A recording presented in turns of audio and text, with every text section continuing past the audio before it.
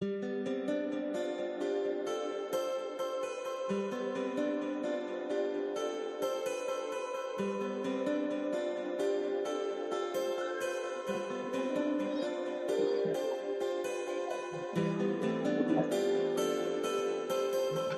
the fuck? Yo, what up, everybody? Like my little fake ass music there, man. I hope everyone's having a great day. We're live in the building, man. It's the big show. Make sure you clear your background noise, Nick. You can hear Oh me? my God, your background noise is terrible. I'm muting Nick right now for a second until he figures out his background stuff. What's going on, everybody? Welcome back to the big show. Facts over feelings, real sports, real talk, no filters. It's been about probably a good month, by the way, since we've been on here because Nick is always so damn busy or so damn tired, one of the two. And just the way it goes sometimes. I think I did one by myself for 4 hours without him because he wasn't feeling good or what have you. By the way, I'm eating dinner right now, so don't mind me. Welcome aboard. Appreciate everyone jumping on board right here. We got a lot of stuff to talk about, and I have the biggest contrarian on earth, the one, the fakest LeBron James fan on the planet. I mean, he's sitting here lying about LeBron's guarding 1 through 5 in Facebook posts right now, flat lying, because he knows what we went through as Miami Heat fans when nobody could guard David West and Roy Hibbert, but all of a sudden now LeBron James was guarding them one-on-one, and they couldn't do nothing, even though Roy Hibbert shot like 60% in that series. But yo, we got a lot to talk about. Yes, this is titled The Takeover because, God damn it, they are starting to take over.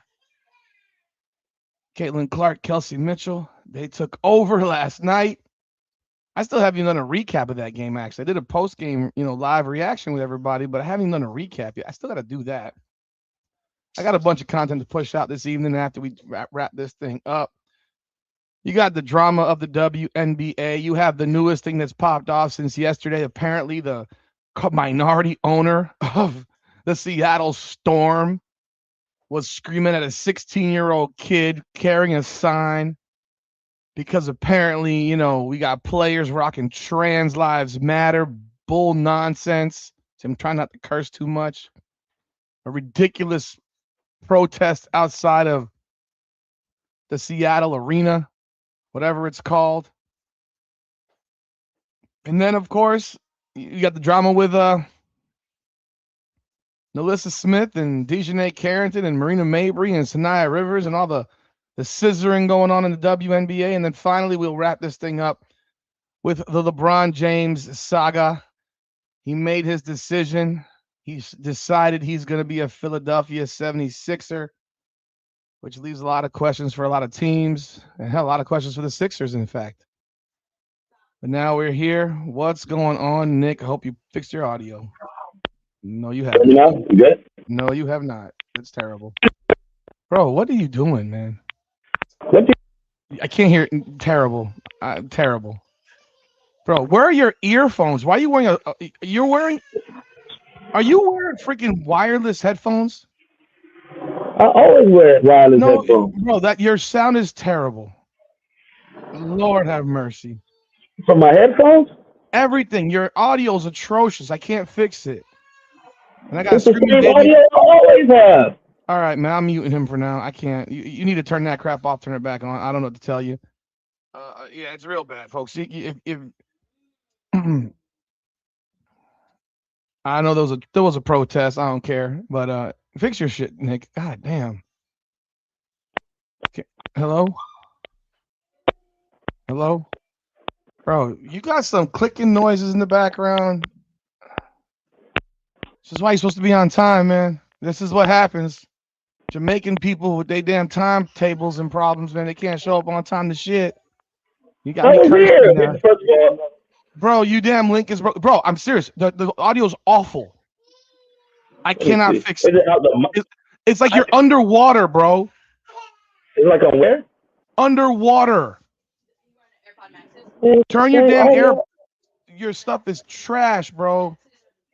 You It's just the got same some one I like 10. always. Those are not the same headphones you've worn before, bro. I'm sorry. No, you have not. Reconnect your shit. Disconnect it. Reconnect it. It's terrible. All right. God dang.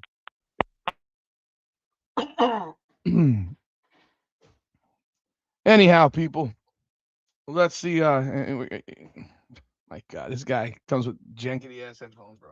I'm gonna have some food. Yo, man, last night, if you were with me, man, I do appreciate y'all jumping on board. I thank y'all. It was a fun time. We were here for about 2 hours. I'm practicing now with OBS. Tonight we're using StreamYard, and I got my baby screaming like a crazy person. Bro, are you okay? How you here now, Rudy? Oh my God, that's loud now. Holy shit. I'm now loud? Okay, let me adjust my ears. Jesus Christ. Bro, I can't help that you got shitty equipment, man, and you ain't ready. It's the same equipment I always use, man. man. I've never seen them blue headphones on. You don't even use those headphones half the time. Where's your mic? My mic is right here. Well, it was popping like crazy, and everyone said it as well. You know what was happening? Your mic was not it was not your mic. Your mic was your headphones. Let me see something, man. You had your mic attached to your headphones. Luma, my audio. You had your audio on your headphones. Oh shit, you are right. You are absolutely right. If you showed up on time, we'd have had this thing fixed up already. We just wasted 6 No, minutes. first of all, I showed up on time, but the link you sent was bullshit. It wasn't bullshit. It was the link that I just sent you again. It didn't work. It said the application don't work. Well, so we here now, man. We here now. I got this is loud. I got my mic on. We ready to roll. I'm live on TikTok also, man. So why are you live on TikTok? So that's what was happening, bro. It was the mic on my thing wasn't on. It was connected to the bullshit. All right, let's talk, man. All right, man. So we got a big time performance last night. Caitlin Clark goes for 16 in the third quarter, carries the Fever, saves them from getting drop kicked because nobody else showed. She had 16 to 18 points in the third quarter. She gets pulled out in the first minute to start the fourth, and then Kelsey Mitchell, who was having a terrible game, just catches a heater, and I mean that's really what prevented Caitlin from probably going for 40, because she didn't need to at that point. Kelsey was on a roll, and she goes. But that's what a good point guard do. She goes for 18 points in the fourth quarter, and the Fever win. So yeah, I'm calling this the takeover because, damn, this is what they looked like the second half of the season to get with Christy Sides. Did you watch the game last night, Nick? If you did, you know I watched the game, man. What are your thoughts? Rudy, man, I thought the team is starting to play well, man. Them two it's finally look like they're in sync with one another, and I'm okay with them. It's your turn, my turn, your turn, my turn. Because Kelsey Mitchell for the first half, first 3 quarters looked downright terrible, Rudy. So she couldn't make a bucket. She was forcing things, but then she goes on such heaters that you like, God damn. It's like I'm becoming more of a fan of Kelsey Mitchell. At first, we were both. I think me and you were both feeling the same way about Kelsey. Like she's not playing with Caitlin. It feels like it's all about her. And then even though she still does her own thing, but it feels like it's more in sync with Caitlin. And Caitlin is more, Caitlin always passed her the ball and let her feel her way out. But like last night, people were like, well, she didn't do nothing in the fourth quarter. No, Kelsey Mitchell got it going. Her first 3 shots. So when you come in on her 4th to 5th shot, if she got it going, you do what a point guard do. You find the person who's hot. You give her the ball. You feed her the ball. And when it's needed, you step up. The problem with this team that we all knew from the get-go was Aaliyah Boston. Aaliyah Boston. She's the most important player on this team. And if she's not playing, it's all hell breaking loose, man. It's just not good enough without her. But they find a way against Seattle. Seattle's they're so damn talented, man, to me. They're a year or 2 years away from winning games. They don't know how to close games. I've been saying that. So when people have been like, oh, Olivia Miles, she does this, and then when Caitlin Clark does it against a bad team, we poo-poo it. I say they were like the first team. They're like the best team guarding threes. And at that point, before Caitlin Clark destroyed them with the 45-point game, they were like 4th defensively in field goal percentage. So they're not a bad team defensively. So when she scored 45 points, you can't poo-poo that. Because they are a good defensive team. They just don't know how to win. But I like that they're finding a way to play in sync, and we just realized that they need to make a trade in the trade deadline. You have to find a way to get another big. I don't know how you do it for Cam Brinks. I watched you talk earlier, and you said what realistic minds know. You can't trade I'm sorry for cussing. You can't trade Dantas and expect to get Cameron Brinks back. Guys, we have to give up something. We got to be realistic in this situation. Like, Other teams want something that benefits them too. I would love to say, hey guys, take Dantas, take Bree Hall, and take a third round draft pick and give us Cam Briggs. And while you're at it, give us Kelsey Plum while you're at it. I would love that. Or Gumake, give me Hambry, give me all of them, and I'll give you these little fluff pieces. But guys, it's gonna take us to give away something. It might take a Raven Johnson, it might take another first round draft pick to give Cam Briggs, and that's gonna be the reward to risk payoff, because we need another big who's gonna be reliable. We can't rely on Monique Billings, can't rely on MHA come off the bench and be reliable players off the bench as bigs. We need something else. Just like when Boston goes down, what the hell are we gonna do? Because we're gonna rely on Caitlin Clark and Kelsey to go for 60 every night. And Lexi Ho sucks. Sorry, Nick. Look at the little sprocket next to the exit on the bottom. You said what? The little sprocket on the bottom next to the exit on your screen. Yeah. Click on that. Yeah. Go over to audio. It says edit name, edit avatar, visual, stop cam, mic. There's nothing for settings. Your settings doesn't say audio. Oh, the settings. You told me to go to audio. Sprocket. Yep. The sprocket. Click on audio. Does it say echo cancellation? Do you have that clicked? Yep. You have the automatically adjust mic volume clicked? Yep. You do? And it's still that loud? That damn loud? Jesus Christ. You say I'm loud? It's very loud. I had to lower it. I can turn it down some. Turn your mic down some. Yep, I can turn it down some. I didn't test. And I can move it away from you a little bit. Okay. All right. That's better. I'm just looking right now at Kelsey Mitchell. I think she's got 13 straight games scoring 20 points. I know that I read a comment there that says that, she did XYZ and like she just put her head down and said, I'm shooting it. Well, yeah, she kind of had to. Look, did you see who was on the court with her? I mean, she had to shoot the ball. That was literally her job. They had nobody else to shoot the ball in the fourth quarter, starting off because Caitlin was sitting on the bench. You're looking at the last 5 games they played together. You look at Golden State. Caitlin had 13 points. That was a minutes restriction game. I think that was her first game back, if I'm not mistaken. Kelsey had 20 and 4. Caitlin had 13 and 6. Then the next game was Seattle. Caitlin had 45 and 10. Kelsey had 30. Yeah. Kelsey's the master of like getting nothing else besides points, though. The New York Liberty, Kelsey Mitchell had 33, and Caitlin had 17 and 7.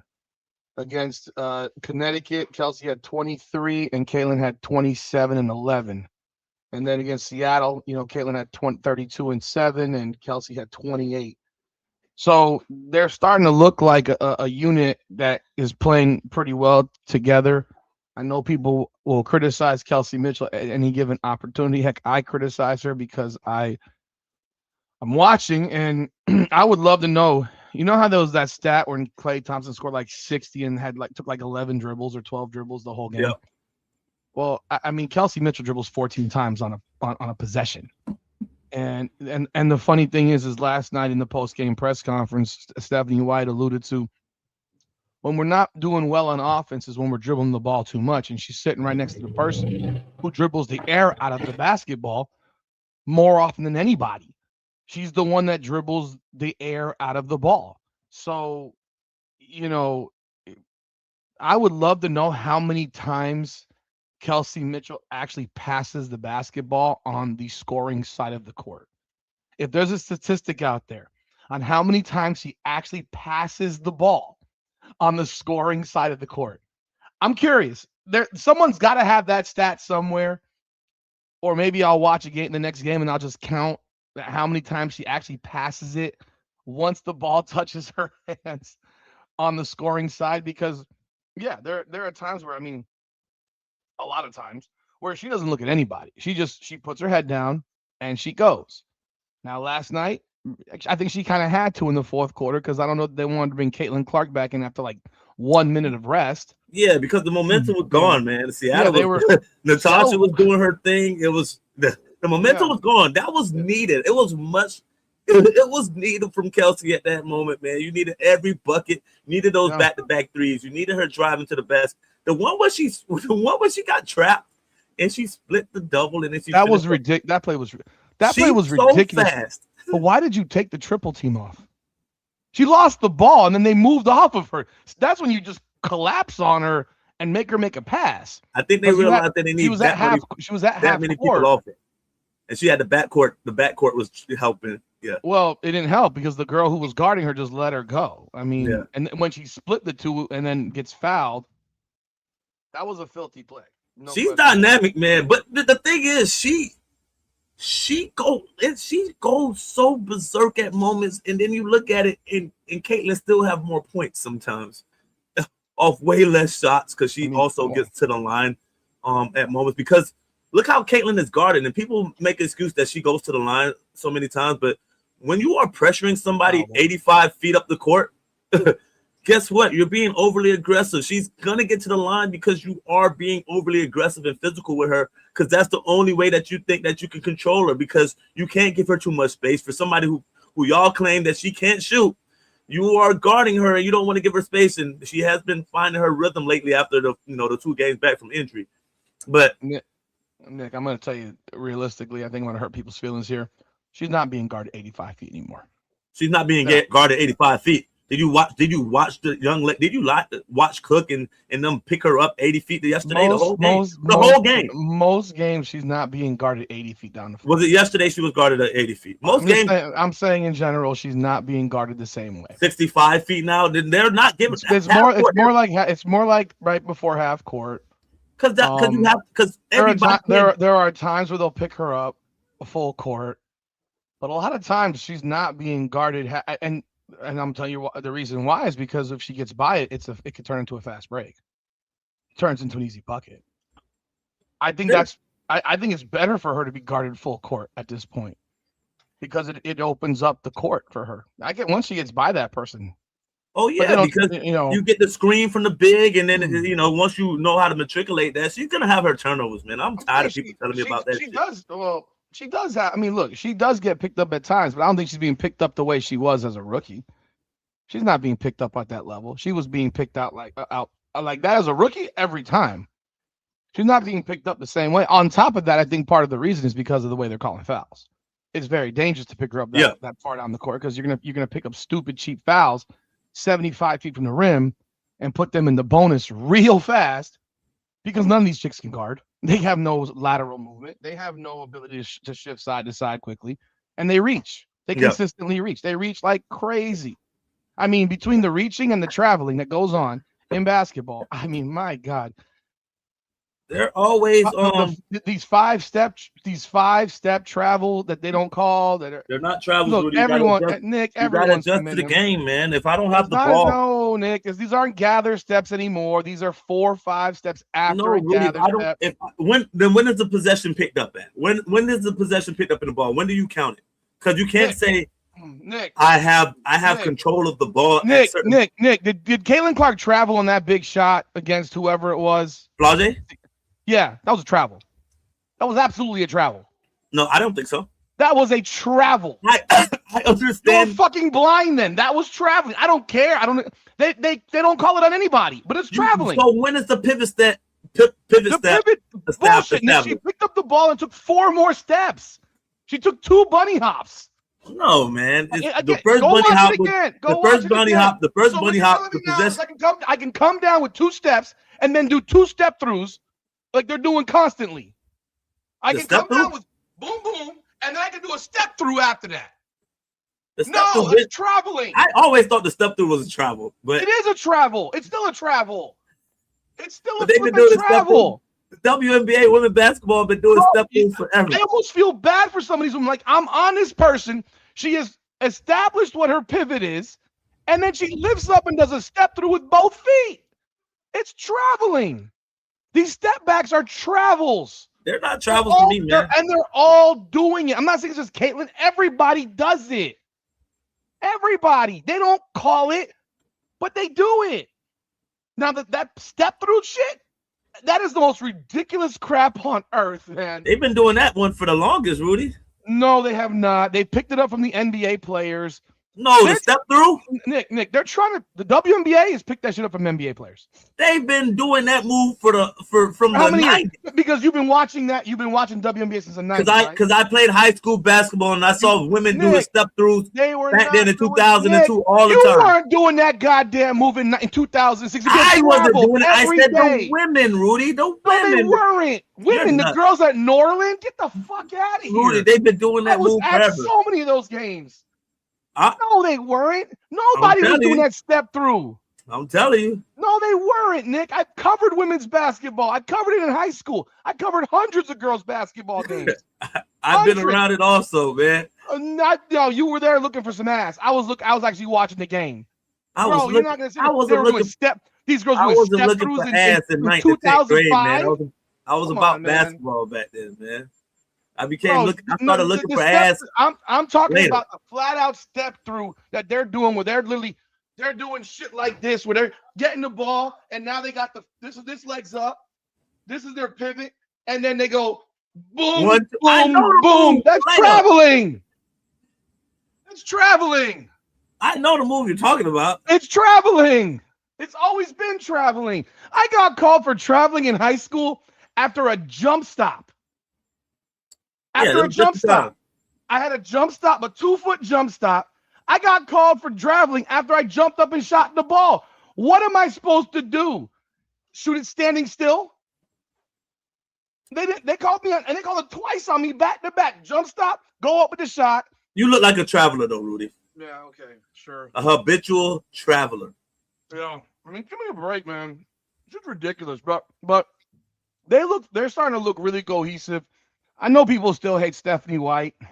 It is what it is. The only problem I have with Stephanie, you gotta challenge that play with Caitlin Clark.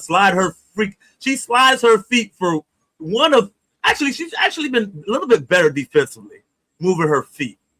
But she moves her feet, she gets in front of Cook, and the referee calls a BS foul. Caitlin Clark begs Stephanie White for a challenge, and she don't challenge the call, man. You got to give when was this? When was this? It was the first quarter, 37-19. I'm never challenging that. Why not? This is your star player. Every night I see Coach. Never. I see Coach Smethko. Never. In Atlanta, he'll challenge some things for his star players, and he'll be wrong. He gets it. And guess what? It's okay to be wrong for your star player. No, not in the first quarter. I'm not challenging. I'm not challenging shit unless I got a player in foul trouble. Well, you know Caitlin Clark is prone to pick up 2-3 quick ones and be at 4 in the first half. Was she at 4 in the first half? No, she didn't have it there yesterday, but she's prone to. Was that going to be her first foul of the game? I don't remember. That was going to be her first foul. All right, and I'm not challenging. We have seen their challenges go wrong with this lady, where she challenges other shit, and you think it's actually right, but it's like, why are you challenging? I don't. That's like using your replay in the first quarter. If it's outrageous call, you got to use nothing outrageous in the WNBA. Because what if it gets to the third and fourth quarter, you don't even have a chance to. If you use it, then the game is so out of hand that it don't even matter. But that play early in the game might change the momentum, flip the script, all those things by making that challenge early in the game. You're talking about the first quarter. It doesn't matter when you use your challenge. Yeah, it does. Because if you get it wrong and you don't have any more challenges, you go to the fourth quarter. Caitlin's got 2 fouls only or 3 fouls. We got 12 seconds to go in the game. My God. At the end of the day, that call. Well, you hope the referees and you know what happens? Right the rest of the game. Stephanie White will then get absolutely murdered by you and everybody else in this chat for not having a challenge. No, I won't murder her. I won't for going out on the line for your star player every now and then. Not on the first foul. If it's the second or third foul, if it's the second foul in the first quarter, yeah. If it's the third foul in the first half, absolutely. I'm not doing that on the first foul of the game. I don't even remember the play, to be honest. I don't remember the play. It was Caitlin Clark was sliding left, and I absolutely can ignore my star because she does it every fucking game 6 times a game. They all do it. You gotta give her one, Rudy. Show her that I'm you not got her saying don't back give her one one. I'm time, saying I'm two not times. using it in the first freaking quarter on her first foul. Show Because her if you got I'm her wrong, back. bro. Okay, man. Then that's Because bad every coaching. other moment for other people, That's bad coaching. you challenge for Sophie Cunningham. You know how many she Grazing somebody's doesn't? elbow. There's many that she doesn't. But I'm not defending her. I'm saying there's many that she doesn't challenge because Aaliyah Boston does this shit 9 times a game. Yeah, Aaliyah Boston, and she gave Aaliyah 1 or 2 already. I think she challenged for Caitlin 1 time this year, maybe 1 time. Okay, and again, I'm saying I'm not doing it unless it's a second foul in the first quarter or third foul in the first half. Man, Caitlin I am otherwise not using a challenge until the third. How you feel about Caitlin Axon going around her to get the other challenge to later on in the game? What was that? How you feel about Caitlin Clark going around her to the person with the computer in her hands to get the challenge later on? Like, I don't remember it. You want to the one where she dribbled the ball out and the referee said that she dribbled out on her, but Flau'jae actually hit the ball out. Okay, did they challenge it? Yeah, Caitlin went. Was it a challenge for Caitlin? Yeah. But I'm telling you that. But Caitlin. What was the score, Nick? I don't remember that one. Was it? I think that was that one was in the third quarter. Third quarter? You mean when the game was like a 2-point game, 4-point? Yeah, game? something like that. Because that's what it was most of the third quarter. So we're not again. So the game got down to what, 2 or 4? It got down to 4 for sure. Did it get down to 2? So you're saying that she never does it for her. She then did it for her. The computer does not make decisions. The assistant coach was the one that she had to go around Stephanie White. Again, at the end of the day, the assistant coach and the computer geek cannot make that decision. So whatever it is, she used it in the third quarter in a 2 or 4-point game. I'd like to pull up. Let's go pull up because that's what I'm talking about. She wasn't going to do it until Stephanie went around her. Nick, I'm not reading anything that guy posts up because he's right. No, he thinks he's right about everything, and he's right in this situation. No, I disagree. What's going on, Rufus? I disagree. Basketball, man. What's going on? We just talking a little Indiana fever here. Who you talking to? Who you talking to? No, I told you I'm live on TikTok also. Wait, so you don't have me on audio there? Yeah, I do. So you're arguing with yourself? No, I have you on it. Oh, okay. They can hear you a little bit. Oh, okay. You're arguing with yourself because that would make you look crazy. I know I always been smarter than Rudy Oracle. I like Oracle, man. I like sports Oracle. Yeah, I'm sure you do. You He's find a out. Smart. That's a smart person. We need to have more people in the live chat room who agree with me. You would literally find out real fast that he also thinks Lexi Hull is amazing. By the way, I can't agree with that one. Lexi Hull is just out there doing cardio. Cardio Hall. That's what she does, man. He thinks she's a superstar, so you know. Man, he will jump on here and say, "Oh, she shot 60% today, going 3 of 5." Yeah. As if that negates the 10 games where she's had 2 points or less. They treat her like Talbot in Las Vegas. Like you just start for like 10, 12 minutes, you play the game, and then that's about it. Then she goes to Sophie Cunningham most of the game because Sophie really should be starting, but you need Sophie off the bench. Bringing what she brings, hitting shots because she actually hits and makes shots. At the time, okay, that's ref initiated review. she was unlucky in shots. He called Sophie unlucky. She's been unlucky all season. She's certifiable garbage. She's been unlucky all season. She's arguably among the worst 5 players in the WNBA. I can't. The worst 5 among the 5 worst. Nick, look it up, bro. She can't do anything for herself. She's awful. She can't defend. She can't defend. I told y'all. She can't dribble. I told y'all she can't. I've been saying she can't defend for 2 years. They don't listen. A hustle she can't defend. She can't dribble, and she can't shoot. So tell me exactly. Oh, she can fall on the floor a lot. Sorry, my bad. She can do that. She's great. She can fall on the floor. She's great at that. She's a star at that. I can't find this challenge in the third or the fourth quarter. It is what it is, man. Move on from that. I want to find this challenge because I want to see what the score was when they challenged it. I want to know what the score was because Again, if you're saying it happened in the third quarter, that was a close game in the third quarter. Or I was just it? don't. I'm not. I am not. No, it was right after. I think it was second quarter after Aaliyah Boston got hurt. Oh, that's different then. So that was after 4 minutes, 3 minutes. I want to say it was right after Aaliyah. Well, Boston. the game got close in the second quarter too. Actually, They cut it like 13. It wasn't close. 12, 13. 11. They cut it to 8 at one point. Like 7. They were up like weren't they only up like 7 going into the 7. half? Halftime was up 11 because Kelsey hit the 3. So they were up 13. Sorry, but they got that thing down to 7 in the second quarter. Coach's challenge overturned. This was at 51-46, Nick. Big difference to me, but hey, I'm not gonna. I get it. I mean, big difference to me. I mean, we have a closer game. If you're a football coach and a big play happens in the first quarter that you should challenge for it, would you not challenge it because it's the first quarter, or are you gonna let? Nick, I'm gonna tell you this: in the NFL, in the NFL, yeah, I have more competent officiating. I have watched teams challenge plays that are clearly wrong, and they uphold the call in the WNBA on a consistent basis. I think it's a little easier. Not on a rare basis. It's a little easier to referee football than basketball. Basketball, constant movement, bum, bum, bum, bum. This is replay. Football is one play, bum. Nick, this is replay. You said replay. I have watched enough WNBA games this year to watch them blow clear calls that should get reversed, and they don't reverse them. And it's like, that's as obvious as it gets. And who's making the decision? Is it the league office? Is it the 3 blind mice in the building? Well, whoever's looking at it, they're all incompetent. So, no, I don't trust the competence level of these people to get it right. I don't trust them.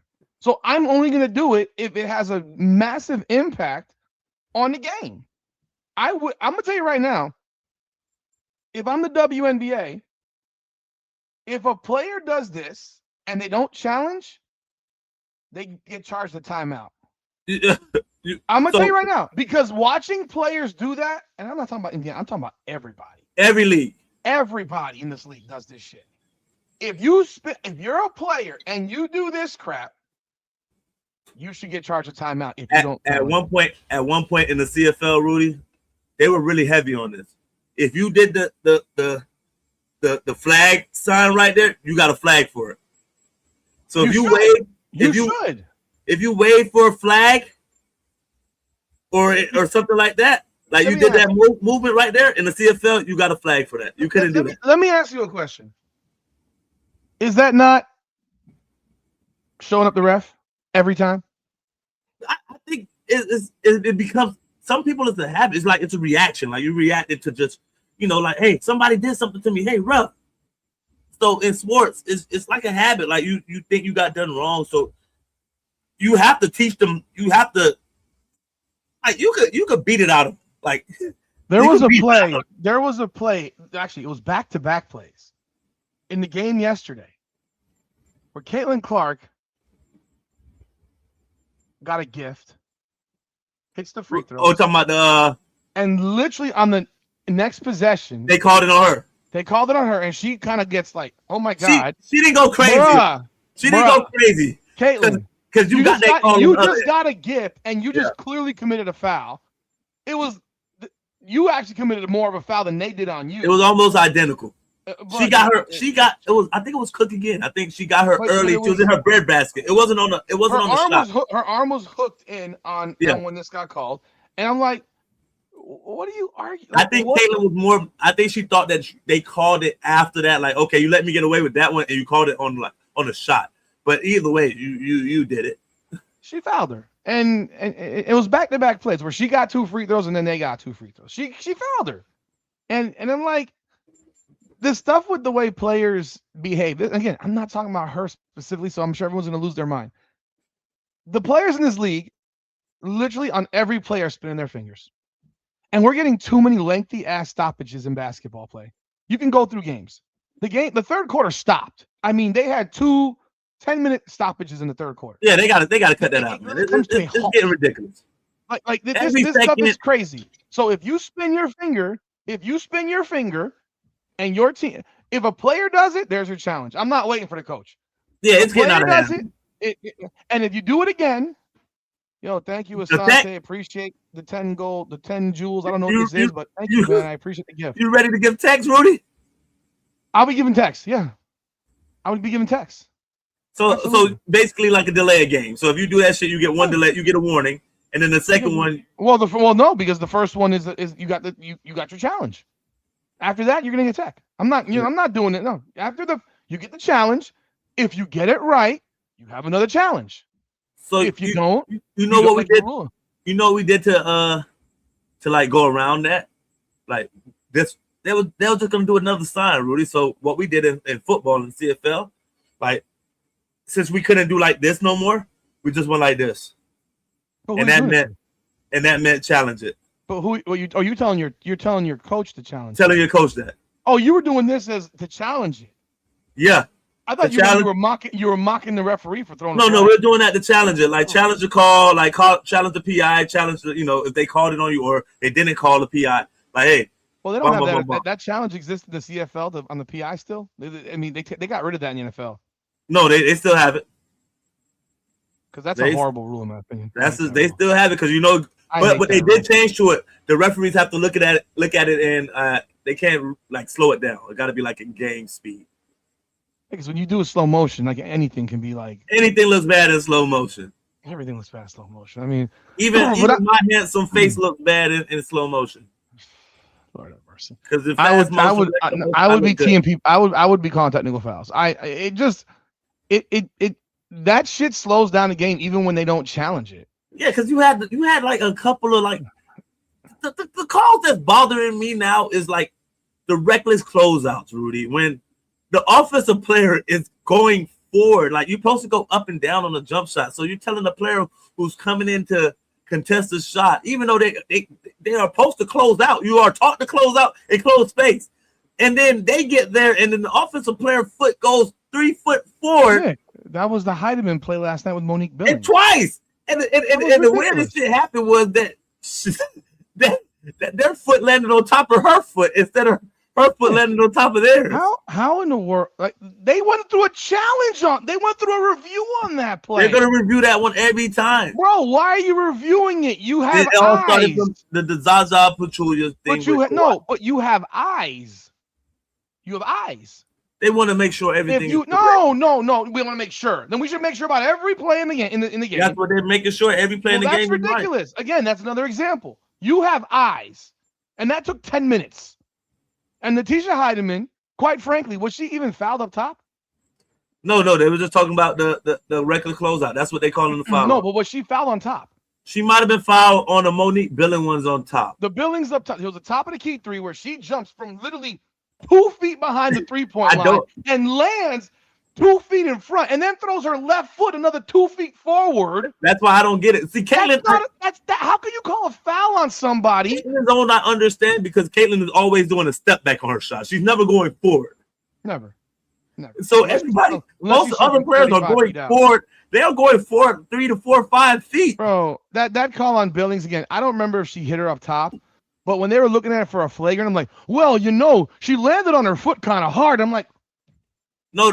Actually, the analysts were good. The analysts were like, if she landed on top. They were actually saying they should call that a flagrant. No. The analysts said no. They said no. They said on that one right there. Maybe we watched it on different ones. Nick, but one of them people said that they should call it a flagrant. And then they got the referee, and the referee was like, no, since it was the other way around, it wasn't like. But it wasn't like that's the referee saying that shit. That ain't the damn freaking. Was that Ryan Rucco on the game? I don't know if that was the guy. I'm not sure, but I remember that they were like, since it was the other way around, because normally what happens is the shooter feet lands on top of the defender, but Heidemann feet landed first, and then the shooter, then they landed on top of her. Real quick, folks in the chat with each other. I'm not reading it. If you want me to read it, drop a super chat. I'm not going to have the chat take over the show. This is a Nick and Rudy show.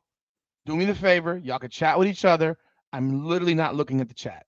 So I might every now and then, guys. I'll tell y'all that. I'm not because it completely makes the damn chat, the show go tangent, go left because you know that you have to get off at some point. We got shit to get through. I can be here till 4 o'clock in the morning. He can't. So we have only a certain amount of time to do this show. So if you want me to look at the damn chat, throw it in super chat. That's all. Go ahead. I don't even remember what we're talking about. You went 10. Again, I thought that was unless she hit her up top, but to look at every play, they're just, they're just. See, this is what I'm talking about, Nick. This is what I'm talking about. This is what I'm talking about. Go ahead, man. Go ahead. Anyhow, let's jump into what. Okay, they won the game. Yeah, Kelsey took over the fourth. Yeah, they're playing well, man. I like what they're playing well together. They had a 75-point combined, against Seattle. 60 this time against Seattle. Shooting the ball well. I mean, shit, if Caitlin Clark played Seattle every game, she might average 35 a game at this point. She might be the lady that you want to see. 30, 32, 8, 9, couple of boards. She hasn't been rebounding as much like before. I think she hasn't. She hasn't. No, she hasn't. She hasn't rebounded as much.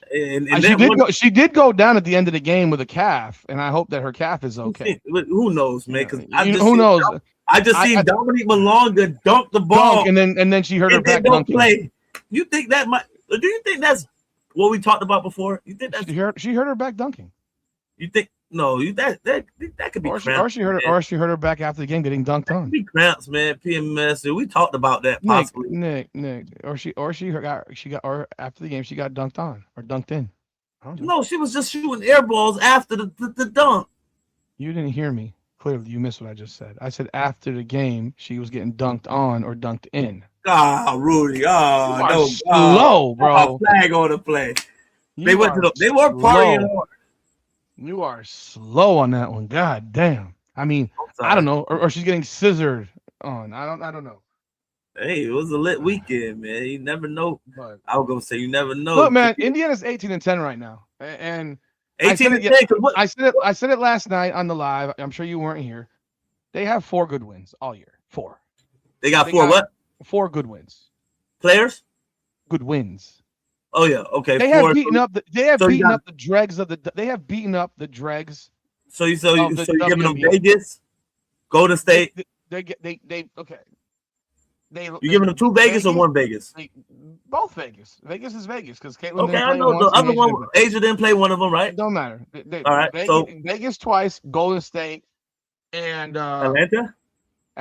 That's it. The New York Liberty game to me don't mean shit. Liberty stink. Liberty playing better now. Sabrina has found her shot. Did you just say they're playing better now? I'm saying Sabrina's playing better. Okay, I don't care about Sabrina. I'm talking about the Liberty. Liberty's a team, not a fucking individual.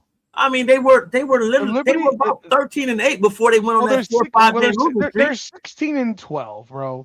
But they're not. But I'm not calling their win over Washington a good win either. Washington's not very good. But they're an 8 seed right now. They're better now. Washington has been better. They beat Valkyrie. They got to win. You can't call it a good win when you've lost 4 straight. What? A win is a win. But you're talking about a good win at the time. So you're talking about the Washington early on in the season was bullshit. The Washington was dog shit, bro. That was a different Washington team. That was a dog. Washington right now, they're playing better right now, but I'm not calling the win against them freaking 2 months ago a good win. I watched that team a lot. I watched them a lot. They played well that night. Sonya played well. What? They played well that night. Sonya played well. Kiki played. Because Indiana can't defend. Everybody plays well. They can't defend. Everybody plays. I'm gonna be real. Everybody typically plays well versus Indiana. Everybody offensively is playing well. They can't defend for shit. I see people make shots against Indiana. I don't see them make all other games. Because they're wide open all game. They're wide open. They're literally wide open. I mean, God dog. So, yeah, they're going to hit shots. Yes, have the Liberty won 3 straight after losing to Indiana by 20, which was the 4th game in a 4-game losing streak. But they lost 3 in a row before that. They're not very good. You still qualify the Liberty as a I don't. as a decent team. No, I don't, and I don't call it a good win. I'm telling you what I'm calling it. I don't call it a good win.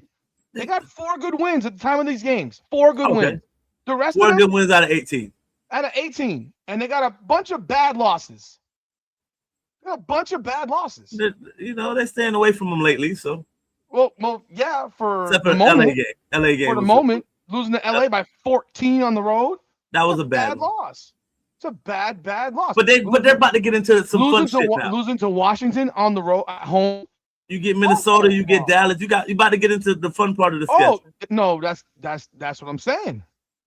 But also Rudy, right now, this is what's gonna determine the MVP right now. Because who do you I know we're going off a little bit. We're gonna get back on script. Who do you have as your MVP? Top MVP? Asia Wilson. Asia Wilson, number 1? Yes. All right, go to top 4. I'm gonna tell you what I got after. Top 4.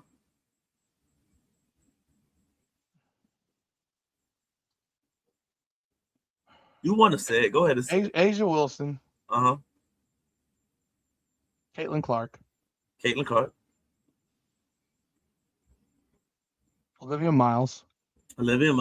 And Paige Beckers. In that order. Yeah. So you have Caitlin Clark at 2? Yeah. Oh, wow. Okay. Wow. Why is that surprising? She's literally on pace to have a season that's never been done in the history of the WNBA. And the only reason that I would have her at 2 instead of 1 is because Asia Wilson is averaging 26 and 10 on 54% from the floor and 44 from 3. Voted for T for Asia. Nobody's talking about Asia, even though her numbers is ridiculous. Dude, she's the MVP right now. I can't, and they're a top 3 seed. I got Olivia Miles at 1. And I think it's a clusterfuck. I got Olivia Miles at 1. Oh, I'm gonna burn. I got Asia at 2. I got Paige at 3. And I got Kelsey and Caitlin at 4 connected. And I think them being together and what they do connected. Because Rudy, I also got to take into factor that when Caitlin was out, that Kelsey handled business and they won games to keep this team afloat when they weren't playing well together. You have to put that in perspective with it when you say it like that. Kelsey has to be right next to Caitlin. I know when they're together, Caitlin does a lot more, and Kelsey is only required. And like I broke it down, Kelsey is only required to score. Caitlin she has to feed other players. She got to feed herself, and she's mama bear. She got to feed herself. She got to feed other people. Kelsey only got to feed herself. It's a little harder when you got to feed other people. But I can't deny the fact that Kelsey is averaging 23. She kept the team afloat when Caitlin was out at moments. I gotta factor that in. Rudy, I cannot be nothing but fair, and I think that's fair right now. And I think in these last 14 odd games, it could change. It could change because I think they all are. I don't think it's like anybody that's separated that far from each other. Nick, she does nothing but score. And she does it at she does nothing but score. That's the problem. She doesn't even do a little bit besides score. Nick, have you looked at the games that look at? I'm not here dogging Kelsey Mitchell. No. I know what Kelsey Mitchell's role is. I think me and you have changed our feelings on Kelsey Mitchell. Maybe me a little bit more than you. I've never. You wanted her traded. You wanted her traded, and you wanted. I still do. And you wanted to Nia Latson. And you know what? I still would have done that. Fuck out of here. Don Stilly ruined that girl. Well, she's already ruined. You know what? Like you trying to turn a whole entire housewife. It's already ruined, and now you want to bring it back. I said that these idiots in Atlanta want to trade fucking Ryan Howard. I would take Ryan Howard for Kelsey Mitchell straight up in a second. Asante, let me answer Asante right now. In a second. Asante, I understand her stats before CC, but we're talking about right now. We're also talking about moments when CC wasn't on the court and Kelsey did what she did. Doesn't matter. They had Aaliyah Boston on the floor too. You act like other people weren't playing. I'm not taking away from Aaliyah. Aaliyah's been great at moments. She started off slow And I also appreciate her more than I did before because I see what they are without her. She's the most important player on the team, MIP. But I can't help but keep it real. This girl has had 1, 2. She's had 1, 2, 3, 4, 5, 6, 7 games without a rebound. Without one rebound. In a league where the team's average shooting is like 42%. And they shoot 80 shots a game. 1 rebound. How can you go 7 games and play 34 minutes a game and have had 7 games without 1 single rebound? That's 1. Then you look at assists. She's had 1, 2 games with no assists. She's had 2 games with no assists and no I'm sorry. Yeah, 2 games with no assists and no rebounds. She had a stretch where she didn't do shit. Bro, I mean, and if you want to make it go a little deeper, she's got 1, 2, 3, 4, 5, 6, 7, 8. So how many games with no rebounds? 7? Yeah. She's got 15 games with 1 rebound or less. 15 games with 1 rebound or less. Hey, Sports Oracle, if she passes it to open Lexi, I don't even know if Lexi's gonna make it at this point. I'm sorry, Sports Oracle. I know we bonded, but I'm gonna keep it real with you. Lexi's not. And she has 6 games with 1 assist or less, and she handles the ball half the game.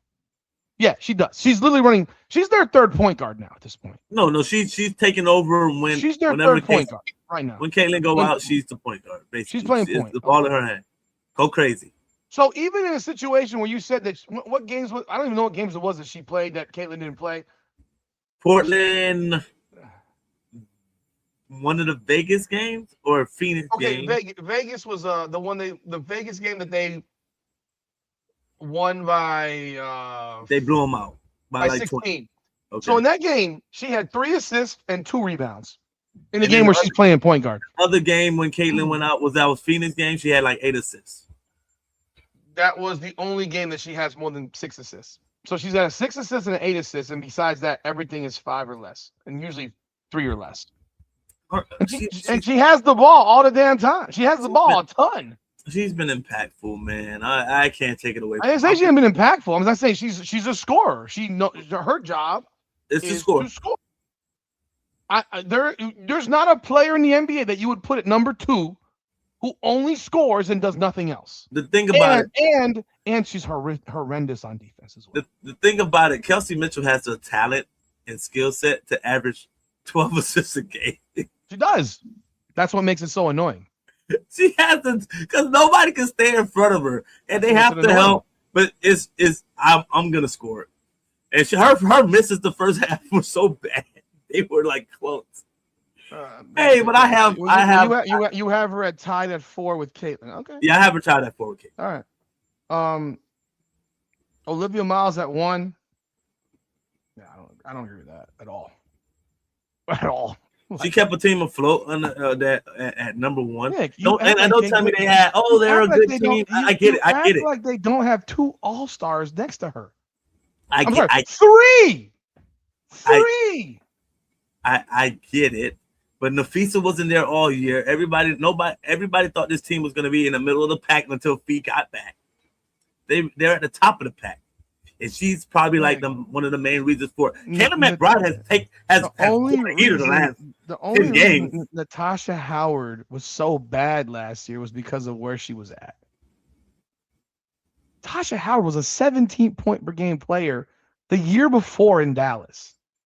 Yeah, Natasha Howard could play basketball. She's on this team. But people think that she stinks. No, she and doesn't. Then now she goes to Minnesota, and you see what she looks like again. She's a starter on the All-Star team. Courtney Williams is an All-Star. Kayla McBride is right there, been an All-Star. Probably one of the best shooters in the league. Like one of the best shooters in the league. She's a phenomenal shooter to me. Again, you know my definition of shooter is different from what you like to call people in the NBA because everybody can make a jump shot in the NBA if they just stand by themselves and no one guards them. No, they everybody can. No, they cannot. Bam Adebayo can make a jump shot. That's why they leave. That's why he can make it, but that don't mean make it at a. Well, you called him a shooter. You called him a shooter. You called him a shooter. I never called Bam Adebayo a shooter. Yes, you sure as shit have. In fact, you supported him shooting all these damn threes. A shooter with a water gun. I'm not calling him a real fucking shooter. Go look at Brook Lopez. That dude went from 1 year shooting like 15% from three to like 38%. Yeah, he worked on his game. Yeah, he stands in the corner and shoots threes. No, and Brook Lopez also shoots it from 30 feet out. Hey, oh my God. For half his fucking career, he couldn't make a jump shot. Yes, people work on their game. A lot of people can't. Who? Giannis still can't shoot. He's 14 years in. He still can't make free throws. What about LeBron? LeBron was a person who was a 30%. LeBron has always been able to shoot the basketball, though, bro. Not a 40% like he was in Miami or and later on in the Lakers, or when he played us in the finals, he shot it at 40% from three. Oh my Lord! Just saying, Rudy. People do work on their games and evolve. Andre Drummond, who couldn't make a free throw, and you literally just put LeBron James in the conversation with Brook Lopez. Andre Drummond, who couldn't make a free throw, is making threes now. Yes, that doesn't make you a shooter. I'm just saying. In fact, LeBron. Just to irritate you. The thing is with you, Rudy. LeBron shot 31 points. Somebody was 1 year, 3 years. LeBron shot 31 forever. LeBron shot 31.7% from three this year. So LeBron shot what? 31.7%. Last year. This past season. Yeah, but he had years with 40s. Like the year before that was 39, 38. Like he has literally shot over 38% once in the last decade. Amen. No, actually longer than that. He has shot over 38% from three one time since 2014. Just so you know. 37 is not bad. You just said 38, 39. You just said 40, in fact. I said 40 in Miami. He has shot 40% from three twice in 23 years. And one of them was in Miami. Yeah, how much time do you want this man to shoot 40%? That 40% is outstanding. You just called this motherfucker great. A shooter. You just called him a shooter. I want you to be at 37, 36 at least. 36, 37. All right, man. For the shots he takes, he's shooting the ball off the dribble. Again, I didn't bring LeBron James in. You brought him up. I'm talking about guys. I Duncan Robinson is a shooter. Duncan Robinson's a shooter. Reggie Miller's a shooter. Ray Allen's a shooter. Andre Drummond can stand in the corner or stand and catch a wide open pass and make a jump shot. These guys are in the NBA. That's all these motherfuckers do in the gym nowadays. They don't work on back to the basket. People add to their game. They stand around and wait for the ball and hope they're wide open, because if he's got a hand in his face, he ain't never taking that shot. He shouldn't take this shot. Yeah. But that's my point. A shooter takes that shot with a hand. Steph Curry takes the shot whether there's a hand in his face or not. Klay Thompson shoots the ball whether there's a hand in his face or not. Yeah, I know the difference of a shooter. All right, and Rudy. Taylor McBride is one of the best shooters in the WNBA. She'll take that shit whether there's someone in front of her or not. Lexi Hall will only shoot the rock if there's nobody within 9 feet of her. She's not a shooter. There's levels to it. Of course, Rudy. That's my point. God, dog. So you saying Olivia Miles and no one thought they'd be any good? I don't know what other people thought. I don't know what they thought. You didn't think they were going to be good. But it doesn't matter what I thought. I always knew Olivia Miles was good. But you think that these other players are no good? Because they didn't have Natasha Howard last year in Minnesota. They had a skinny white girl who sucks. It was Alana Smith. Overpaid in fucking Dallas. Is she even playing anymore? Is she like you had a sucky white girl. I mean, come on. Like, what are we talking about, They bro? also had Jessica Shepard who's out there balling. Yeah, she played for Chicago last year. Didn't she? Was she on Chicago last year? Jessica Shepard played for Minnesota last year. Okay. And you know what? Jessica Shepard's a post player. She's a what? She's a post player. She doesn't shoot threes. This whole world of we need to have space stretch fours. No, you don't. No, you don't need stretch fours. You need to make fucking layups in this league. I don't need a stretch 4. I need a motherfucker to make a goddamn layup. Yeah, that would be nice, but stretch 4 just opens up the court a little That's bit. cute. Again, Jessica Shepard shooting 64% from the floor this year. Yeah. She don't shoot threes. She hit mid-range. She does not shoot threes. She hit a mid-range. Again, hitting a mid-range does not make you a jump shooter. No, I'm Hitting just saying. does not make you a shooter. I the agree. point I being agree. is that She's not a they shooter. got Natasha Howard, and they're running the perfect offense for the talent that they got. And they got 2 great players, to me, on the side of Olivia Miles that has made her job a lot easier. If she had gone to a team like, I don't fucking know, Connecticut, you think Olivia Miles will be averaging 19 and 6 and 6? I don't know. But you acted No like way. you act like No Asia not way. playing Because with. she be getting dogged all over the floor. I mean, Asia is playing with 3 Olympians, 3 other Olympians next to her. But what's your point now? What is the point? Huh? What is the point there? I'm just saying she has players too. Yeah, and they're way up top. They're in the top 3. But they're not. You want to know one. what you have you looked at the Vegas roster beyond the top 4 players? They suck. They suck. They got nothing. They don't even have a bench right now. They And only Jude got- Lloyd is they not got- one of them. They got 10 active players on their roster. And by the way, for everybody under the sun that lost their shit about Justine Passat, just to let you know, Has she scored since? the girl has played 4 games. And yeah, she's played 4 games. And since that first game where she had 17? Yeah. She scored 4 points. She has how much? Since that first game where she had 17, Yeah. she has scored 4 points. Yeah, I everybody went crazy for that one.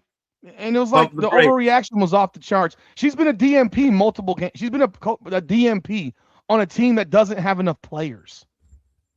Like, come on, dude. Like, when people lost their mind over that shit. I mean, look, I think they should have kept her. I think she could have fit the Fever and fit Caitlyn and all that shit. But the people losing their minds about, oh my God, she did all. Man, she's fucking. Come on, bro. Take a freaking breath. Take a breath. Like, hey, Rudy, I'm gonna hit you with something right now. She's been DMP'd like 5 times since she got to freaking. I'm gonna hit you with something right now. The person that people have voted the number 2, the WNBA players voted the number 2 best guard in the league. It's Ryan Howard.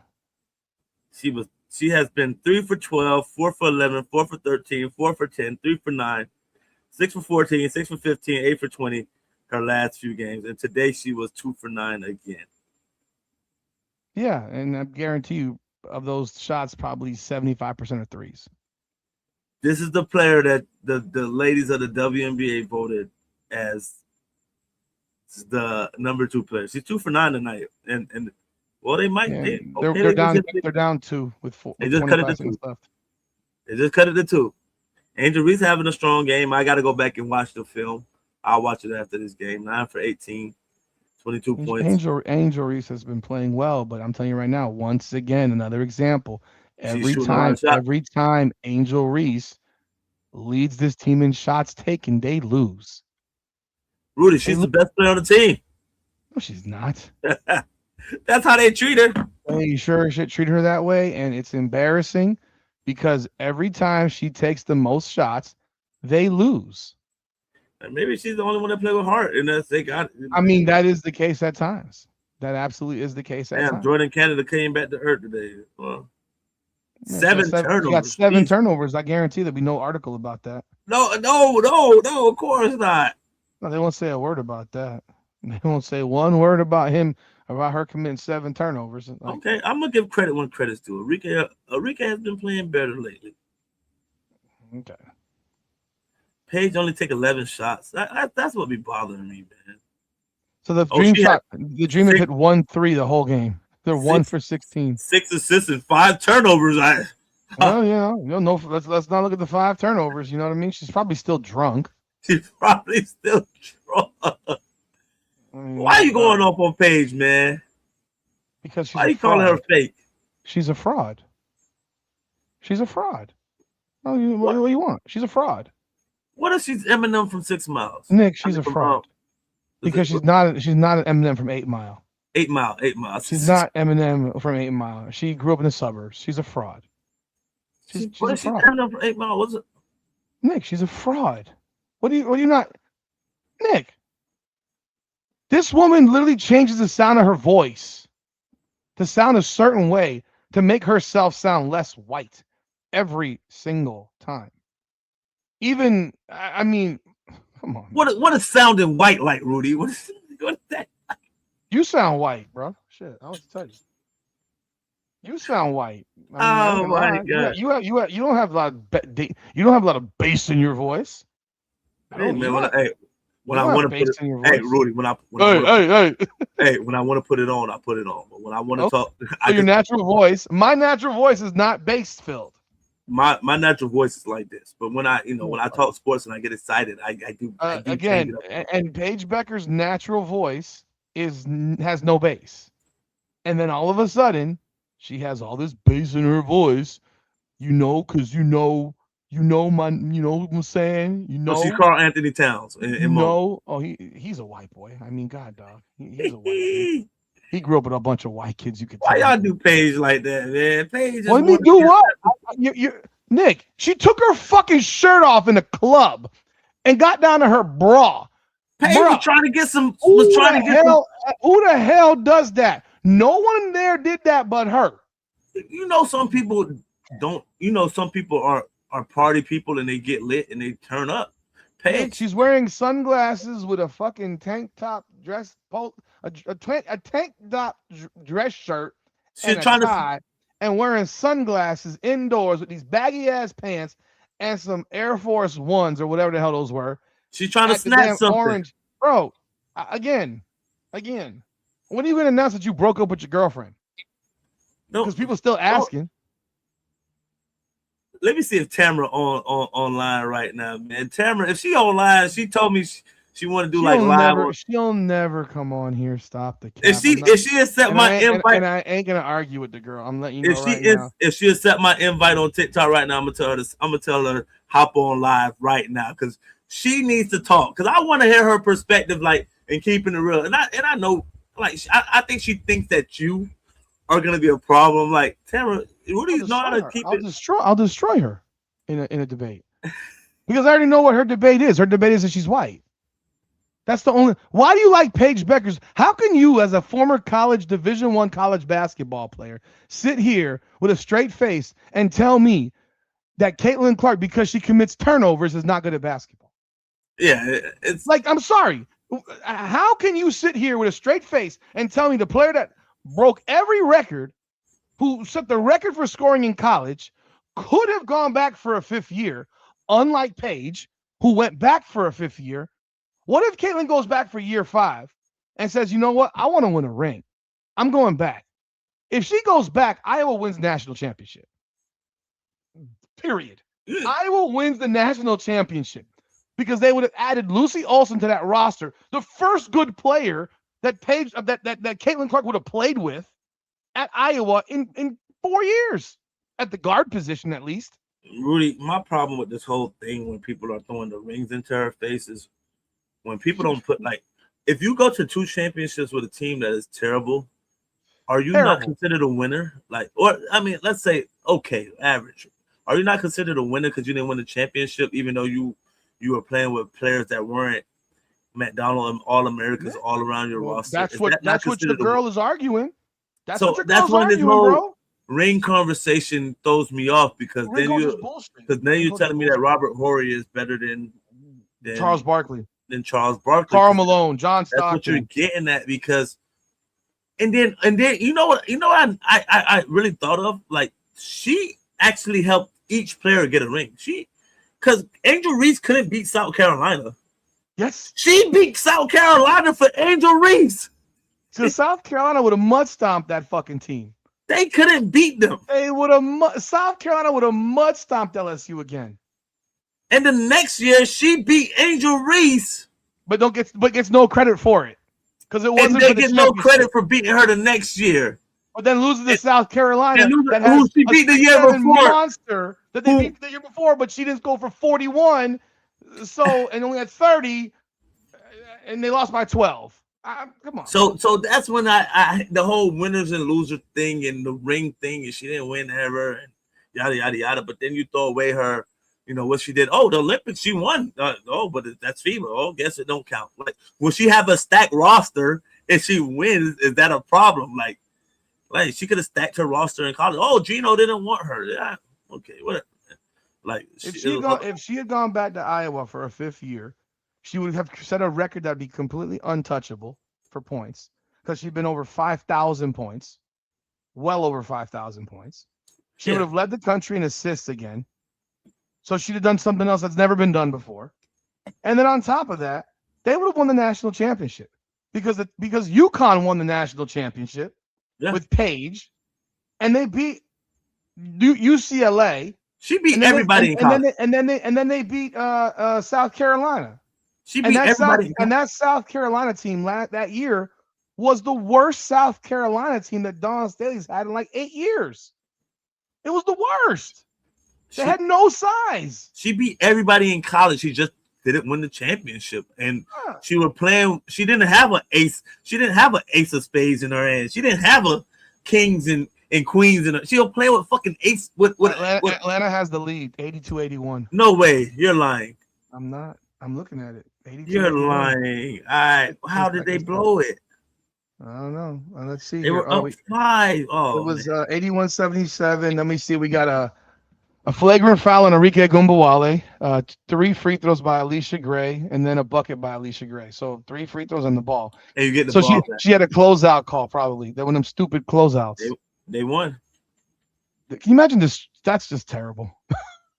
They won. That's terrible. Alicia Gray finished with 25. And that just killed my hunt. She just scored 5 in the last 15 seconds off of a flagrant. Bree Jones finally had a good game coming back. Well, there goes my when Angel Reese takes the most shots, they lose. Yep, that just blows your argument. Even though it's been true most of the time. Because they were about to lose that game if Enrique Gumbawale doesn't commit a flagrant foul in the last 15 seconds. Okay, Ryan Howard scored another basket after 3 for 10. Amazing, Enrique. But again, if she had gone back to school for a 5th year, she would have won the national championship. And the ring culture to me has always been bullshit because you go to one of these 2 schools, which is basically Connecticut, really it's Connecticut, South Carolina, or Notre Dame, because they won most of the national championships. And Baylor, LSU has one in there or whatever. But in Tennessee back then.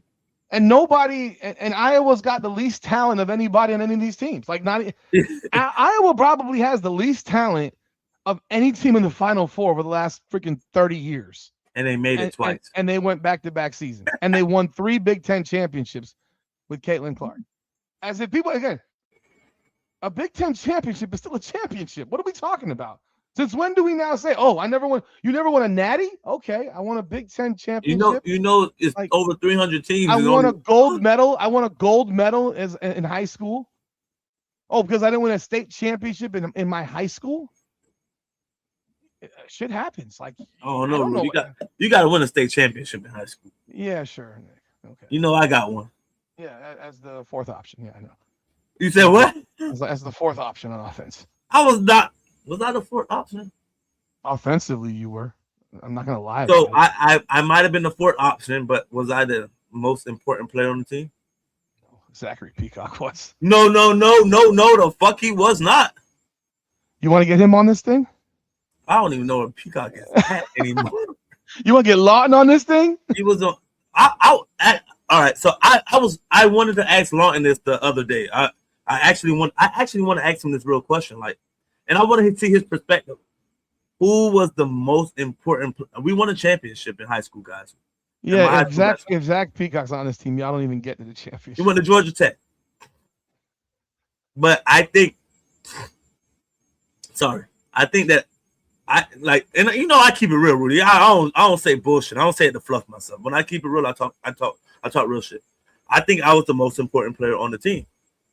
Because without me, there's no other fucking guards on the team. With me and at least Boozer and Woods, we probably don't win the championship, but we're better than the team is without me and having Peacock. You're telling me that Lawton couldn't have found a point guard. No, he was looking for one his whole life, and on that roster, it was not, and Amir was not ready yet as a 10th grader. Not to lead a team to the state. They might have lost it. They definitely not beating. I don't think they win the state championship. I didn't say that, but I don't think they go in. I don't think y'all I don't think y'all even get the crop without Peacock. But no, hell no, not. I think first of all, the game. I don't know that y'all win the district without Peacock. So I mean, no, hold on. Without Peacock, go back and check that game that we played against American. Go back and check that game. What game, bro? I'm 20 freaking years ago. What are you Go back and check the game. I had 11 points in the first quarter. Oh my God! Peacock was ass. Peacock was ass the first half. One game. You're gonna go one game. We'll talk about this offline. But if you don't win that first game of districts, Rudy, you don't even. That make was a district game. We didn't. I mean, again, if you don't win the first game of districts, you don't make the playoffs. Was he asked the whole game? Was he asked the whole game? You said the first half, so was he asked the whole game? He probably did a little something in the fourth quarter, but he was asked. I don't know what the hell was wrong with him. But we'll dive into this later on. Maybe he got asked before the game, and that weakens your legs. I don't know. Listen, I did it one time, and I had my worst game of my season that year. So that was my senior year. I said, "Oh no, never again." There you go. The boxing theory works. Don't have no sex before a big game. I believe in that. I did that in the pros. Worst game, got bombed up. I said, baby, I can't do that no more. Okay. Look at this. Okay. I got. Let's go. Let's go. I want to look at this play real quick. Let me see if I got my window right here. This is the type of shit that I'm talking about. And I'm just got. You found Atlanta play? Yeah, no, not the play, but just a play. All right. Let's watch this play right here. Look at Paige.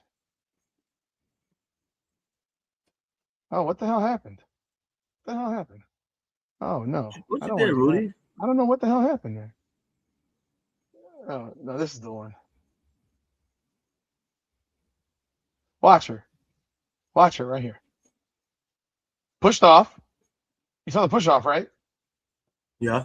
Clear push off. There's no one that's gonna cry about it. He extended on that one. Clear push off. That's Angel Reese guarding her. Clear push off by Paige. Look at her feet. She doesn't have the ball yet, Rudy. Nick, she literally has the ball pinned to her fucking stomach. No, it's still coming up. I don't have possession. The ball is pinned. The ball is. Oh my God! It's not possession yet, man. You old heads got to understand. Do you know what possession is? Do you know? That's not possession. That's not. So right that's now. That's not possession. She has possession now. So you're telling me if I'm carrying the ball like a football, it's not possession? She's gathering, Rudy. So now, no, you can't count her steps while she's carrying the ball like a football. You old heads gotta let it go. That's not possession. So what you're telling me now, Nick, is that if you have the ball like this and I grab with two hands, they can't call jump ball. Rudy, you old heads gotta let it go. No, answer the question. You old heads gotta let it go. If you have the ball like this and I put two hands on it, they can't call jump ball. That's a jump ball. No, you just said you didn't have possession. No, you can't call jump ball if there's no one, if both of them have possession of the ball. You can't call jump ball. That makes it a loose ball. Y'all old heads gotta let it go, man. Why are y'all fighting it? Stop fighting stuff so much, man. Nick, again, just because you want to make up new rules, she literally had the ball like a football. That is possession right there, man. No, that's not possession. That's not possession, Rudy. Yes, it is because if she didn't have possession, she could dribble again. No, y'all old heads. Yes, she could dribble again, right? No. So you're telling me right here? No, she's going into having full possession, but she doesn't. Nick, it's not quite possession yet. Nick, I have literally watched this. Oh my God! Y'all old heads gotta let it go, man. Yo, JC, y'all old heads, y'all want to fight it so much, like back in my days. No, it's not back in shit. It's not back in shit. I get it. Back in shit. I asked you a question about a jump ball. It's changed. You literally just agreed that if you can have the ball like this in one arm, the way she has it, literally cuffed on her body, and have two hands by the opponent, and it'd be called a jump ball. So when is her steps over? When is her step dead? For the gather, which you talk about so damn much because now you're an expert on the gather, which didn't exist when you were in high school, It's still or in college for that matter, as I've told you, and I proved it to you because it was a literal rule change. Okay, so the rule has changed. Get with it. You don't listen for shit, man. I'm gonna treat you like Draymond Green treated Kevin Durant. You're fighting it, man. No, I'm telling you what is a fact. The You're gather, if your hand's on the side of the ball, that's not the same as what she's doing right there. Her hand is literally under the ball. If your hand's on the side, guess what? I can still keep dribbling. Am I wrong? Right here, she can still dribble. She can cross that ball over. No, she can cross that ball over. Her hand is not completely under it. Nick, are you fucking kidding? Asante, Rudy gonna fight it forever, man. He's one of them old head people that just they won't let it go. Again, you literally she literally picked up the ball to her body. So now her possession. Her steps are officially over. Now she got 2 steps. Did she take 2 steps after this? 1, 2. 3. Okay, that's stop. 3. There we go. That's 3. Her steps is officially over. That was 3. That was travel. You gotta let it go, man. Rudy, that was a travel, right? That was a travel, right? Rudy, that was a travel. Rudy, that was a travel, right? Rudy, there were 3 steps. I'm gonna get some right? I'm gonna get some KY jelly for you. No, was that a travel? I'm asking you a fucking question. We got it. Hey, chat. We gotta lure Rudy up, man. We gotta do shit. You haven't answered the question. You're acting like Kevin Durant, like a bitch. You're acting like a bitch. Answer the question. What? Because you're not answering the question. What did Alyssa Smith say? Why I gotta be a bitch? Because you're not answering the question. I'm literally showing. She's got possession right here. Why I gotta be a bitch? Hey, that's 2 feet. That's 2 feet on the floor, right? Does she have possession? Nick, does she have possession? Does she have possession? Right there. So now she can do 2 steps back right here. She just finally got possession. 1, 2. Mom, 1, 2. 3. So her is finally over then, and then she take 1, 2. It was 3 steps. 1, 2, 3. That's 3. That's 3. It was 3. I know you can't count. Math's the problem. I know. I got it. Why I gotta be a bitch? Because you are at times for some reason. You want to answer the question. You I answered the question, man. She traveled. She traveled. Oh my gosh, man. Traveled. Yeah, Monica McNutt got to go for sure. I agree. I'm not fighting. I'm telling you that she traveled on that. And if that was Caitlin Clark, it would be posted all over ESPN tonight that she traveled. Of course it would be, but I'll be joke is that you're literally defending something that you know is a travel. I don't know. No, I don't. Because I do those moves now when I go hoop. That's fine. You're fucking in the 40. You're in a 40U league. I know. No, I don't play in the 40. The 40U league is over. That literally allow. You know what those rules allow you to do, Nick? Play basketball. I know. They literally allow you to play basketball. Because if you come on, if you couldn't do those moves, you couldn't play basketball today. As would be the case for all these old motherfuckers in the Big Three. Time changes. It just people know how to matriculate the rules. They know the rules. Yes, the rules are now different. Can you imagine Joe Johnson could have used the rules of today back when he played? Nobody could have guarded ISO Joe. Joe had a little bit of it. He could have. What do you mean a little bit of what? He had the rules changed in that aspect somewhat. Yeah, he was during crab dribble and all that shit. Oh my Lord. Whatever. That's exactly. He watching slow replay and in the fast. I would have called it a travel live. You can't be a referee. That's why your ass can't be a referee because you don't know the rules.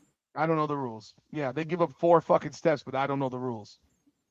They literally take 4 steps. Angel Reese travels every possession, every time she touches the ball. All right, let's dive into the. Oh, you're disagreeing with that one now too, huh? Angel Reese is travels every time. She travels every time she touches the ball. No, but she travels every time she touches the ball. She travels on pivot steps and stuff like that. That's not on gather steps. She travels I just said travels.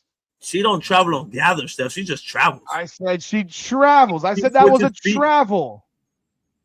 Yes, we have seen LeBron in a basketball game do this shit.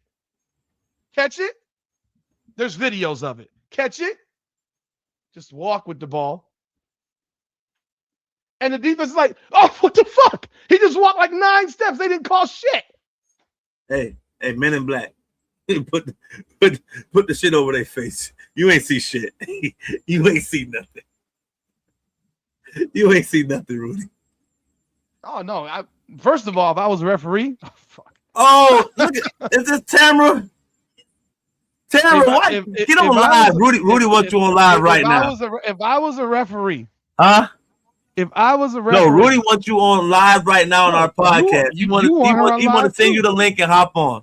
You have the link. Send it to her. Give us 10 minutes. You hop your computer on. You have the link. Send it to her. You can do it on your phone. You have the link. Send it to her. Send her the link. You have it. Let me see. I don't know how to do this. You know I don't know how to work computers like this. You don't know how to forward an email, Nick? All right, I'm gonna forward the email. See, I don't know, Rudy. You got me doing stuff out my element, man. Yeah, you ain't forwarding an email. Inbox. All right, Tam. I'm you gotta send me your email. Rudy want to talk to you. You've been waiting for this day his whole life. You wanted to as well.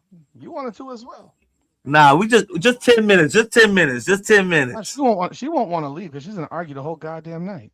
Let me see. I don't know, Rudy. I don't know how to send this shit, man. I'll forward it, man. Fucking email. What are you, retarded?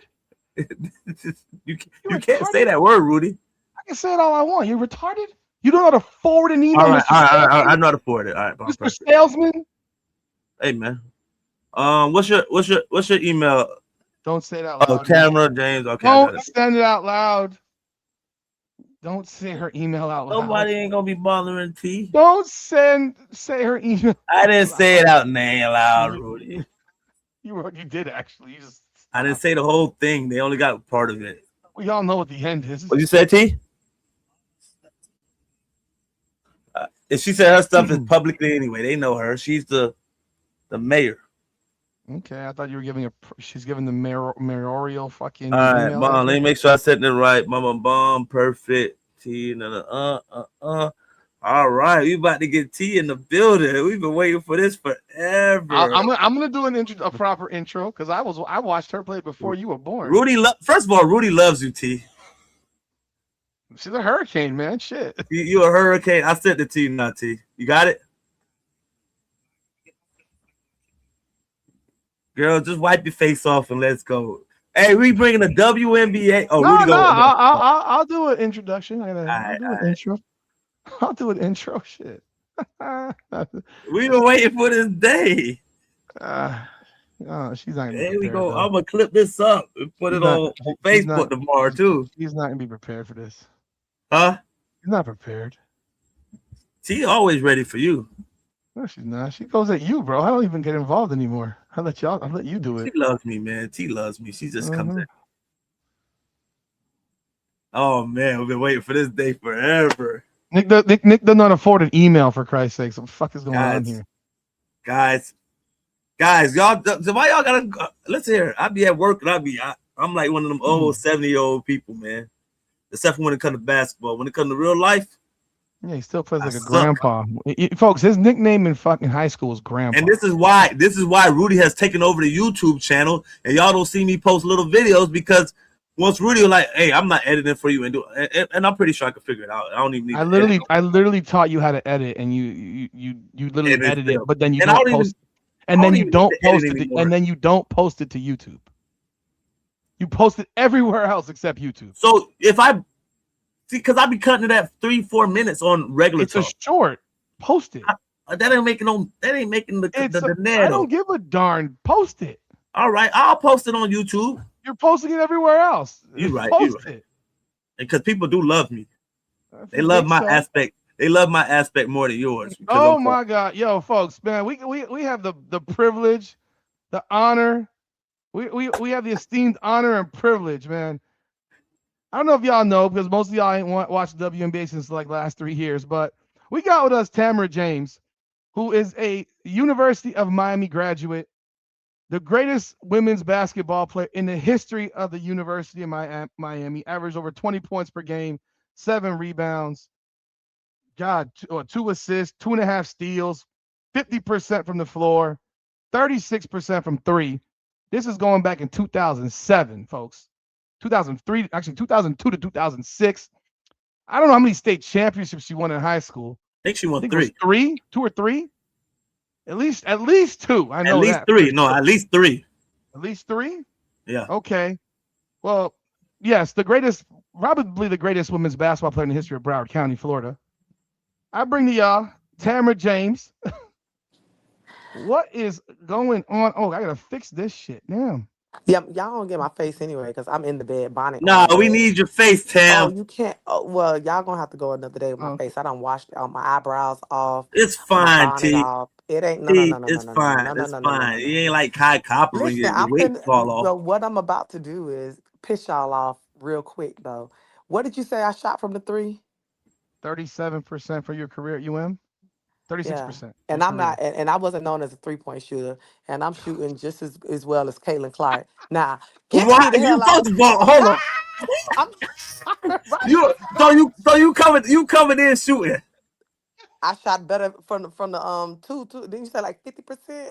Yeah, 49. But Tamara, you come on, wasn't man. taking the shots. You wasn't taking the shots Caitlin's taking. Come on, nobody's telling her to throw slingshots. You not getting guarded like she was getting guarded. You right. I was getting boxed in one. I was getting doubled and triple team. Yeah, I was a 5'9" post player. Power forward. Guarding the guard, Sylvia Fowles, 6'4" and up. We ain't do all that flopping shit. I wasn't gonna let nobody feel like they could just run me over. I was standing my ground. It was just tougher. It was just tougher, hard-nosed basketball back then. And that's really what I miss. Like the Kiki area fans, like her physicality. Like that's the type of basketball that I want to see. Like I can't stand this flailing, and not just from Caitlin, from a lot of them. Like it's The just too days many are times. over. Y'all old heads gotta let it go. No, let what go? That toughness. It's just a different game. The floor is more spread. You know, you can't hand check as much, even though I don't think hand check. Real basketball players hand checking don't bother us. You said real basketball players? Thank you. Yeah, You proving my point. Real basketball players. hand Real checking don't basketball bother us, so I don't want to hear about that. The floor is more spread, so it's harder to guard players who can. And granted, you can matriculate the ball a little bit more because of the carrying and stuff like that you get away with now. I'll give you that. And traveling. Traveling, People. Come the on, man. Come on, gather man. stuff. That double step back is a damn travel. We just had a major argument about traveling. That double step back is It's a travel, and Nick thinks it's normal. And I so think you that the game can't, is if I'm changing. a lockdown defender and I know you only get 2 steps and I'm playing you for those 2 steps and I'm coming to contest and then you take 2 more steps and they count it in, like that's not the rules of You basketball. got to People slide your feet nowadays a little bit more. no, you Oh, have to play within by the the way, confines folks. of the rules. By the way, folks. Let me also mention that Tamara James was a first-round draft pick by the Washington Mystics back in Well, we weren't getting no money. 2006. 2006, he was a first-round pick, number eighth pick overall, 2-time first-team All-ACC, first-team All-Big East.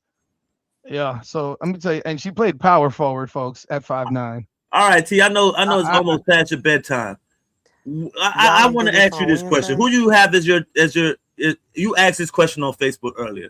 Who is your MVP for the W right now? You can give me your top 3 if you feel like it, or you just do your top It's one. Asia's to lose.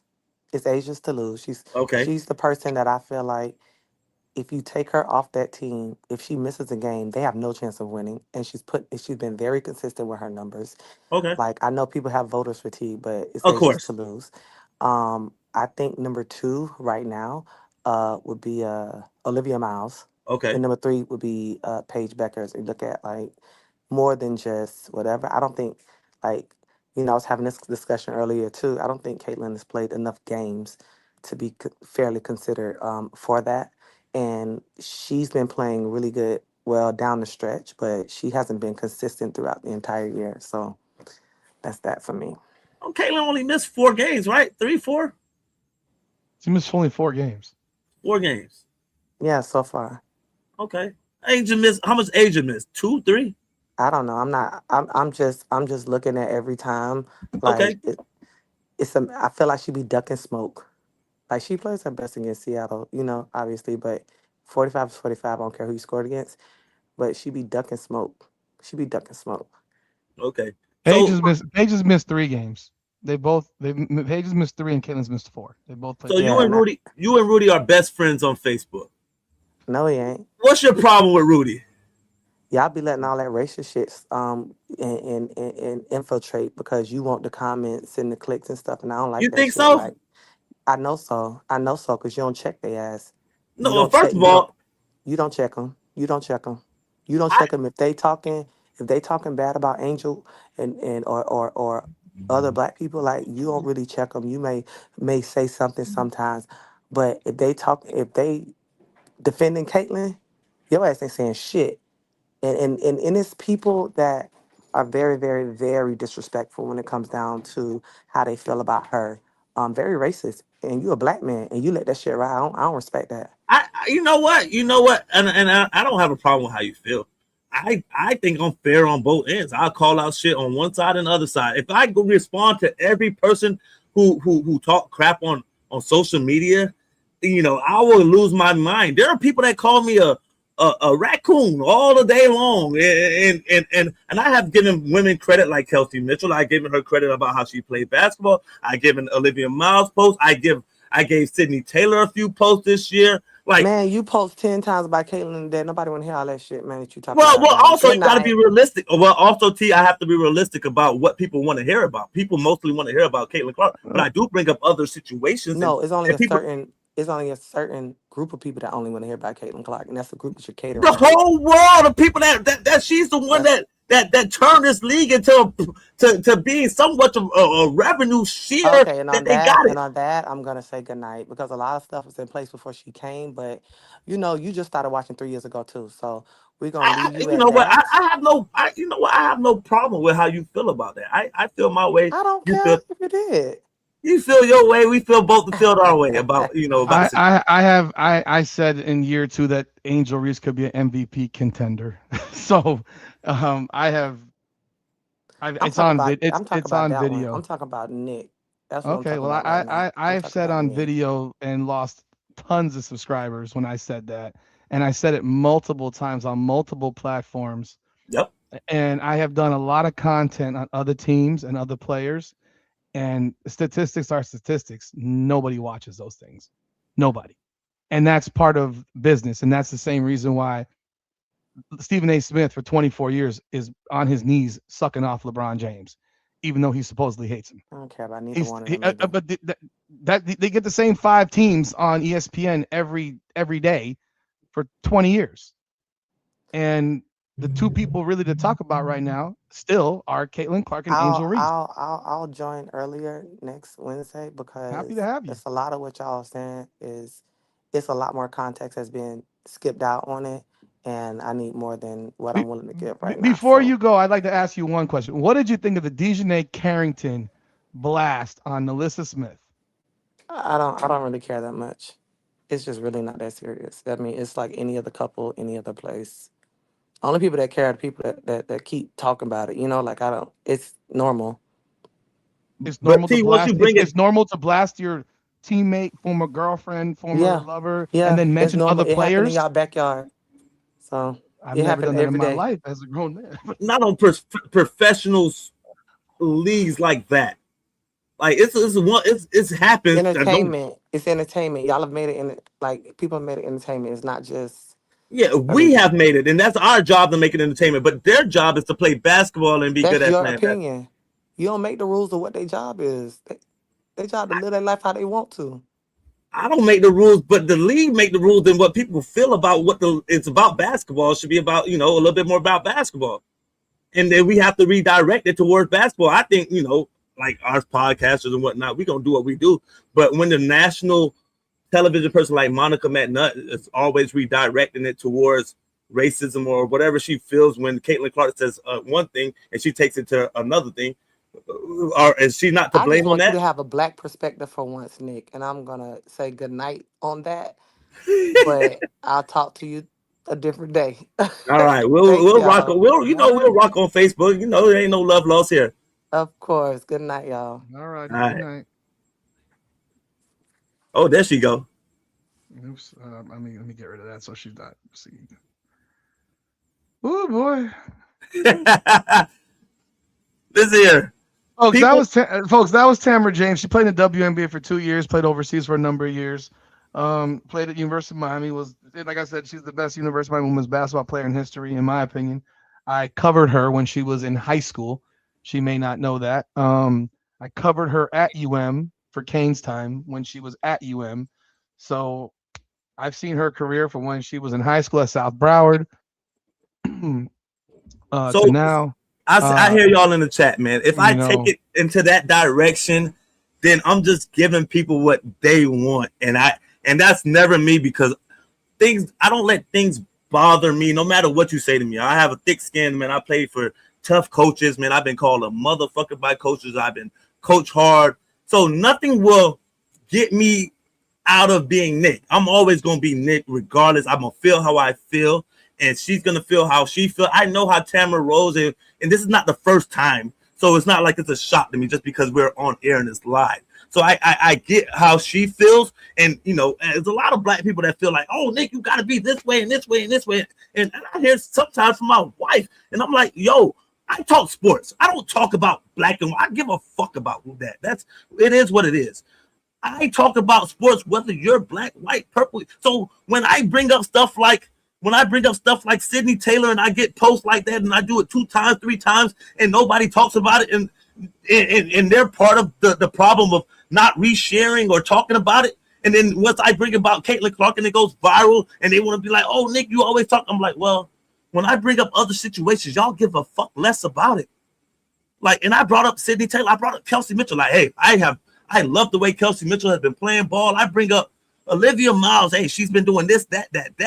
But when I bring up Caitlin, that's the only white lady I really talk about. I said Sabrina has been playing well lately. But other situations, I talked about AZ Fudd, how she's been playing like Klay Thompson, and she changed my perspective. And when I do those things, nobody gives a god dang it. But when I say something about Caitlin, and I try to keep it fair, and I say, hey, this is how she's been treated, and she's been the one who's been making the WNBA profitable. She's been the one who's making people want to watch the sport. Nobody cares, or all they think about is the negative. So it doesn't bother me, and I know it seems like I'm ranting a little bit right now. I'm just keeping it real. None of that shit bothers me. I'm always free flowing. It has moments when Rudy tell me I'm riding the fence, and I say, I think it's me. I'm more of a person who's open to all situations, and I hear it out, and then I go from there. So Rudy called me a fence rider, and then Rudy called me worse things than Tara called me at moments.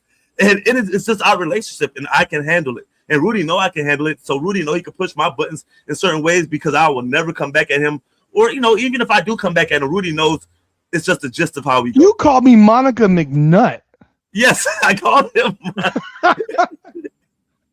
That's like the most negative thing you could call somebody. So, it is what it is, man. I know people would love for me to go back at Tamara. And like I said, I know Tamara from, the area that when I got back into playing football, my strength and conditioning coach who was my defensive coordinator in the league that I started in, he saw I had talent, and he took me over for like the next 6-8 months of training, getting me ready for pro day at FIU. So at that place is called MLK Center in Hollywood. That's kind of where Tamara grew up in, and that's where South Broward, her high school, kind of practiced. So she's really very familiar with them. So when I was playing there or practicing and working out in the gym, my strength and conditioning coach was always like, man, this Tamara James, she'll bust you up, Nick. And I'm like, cut it out, especially back then. I'm like, no woman is beating me in basketball. And we were supposed to play one-on-one. So that's how I know Tamara James. We never actually played one-on-one. I would have busted her ass, even when she was in the WNBA. I think she was overseas at that moment. And then it just continued until like the whole Facebook thing. But man, it is what it is, man. Yeah, I can still play basketball. I dunk one time a year, every year. This year I haven't dunked yet, so I don't know. It's looking unlikely, guys. I wasn't gonna get into y'all argument because I already saw where this was going.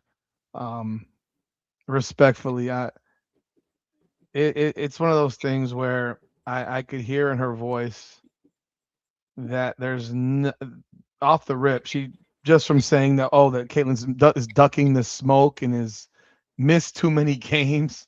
She's missed one more game than Paige Beckers.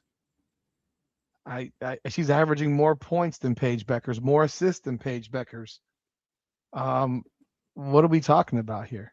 You know, I mean, she's actually less rebounds now because she hasn't been rebounding as much, but like, what are we talking about? So she averages more points and assists, creates more offense for her team. Paige just lost the game where they were up by 4 with 20 seconds to go.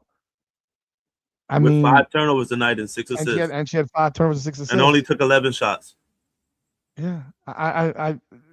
What do we if Paige Beckers is top 3 MVP, I mean, look, everyone's got an opinion, but people are she went right to the race card, man.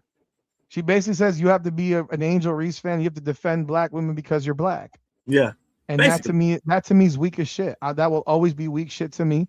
That means that I have to defend white people because they're white, and I don't defend every second because where would it stop at? That means I got to defend the idiot Cubans because there's lots of idiot Cubans.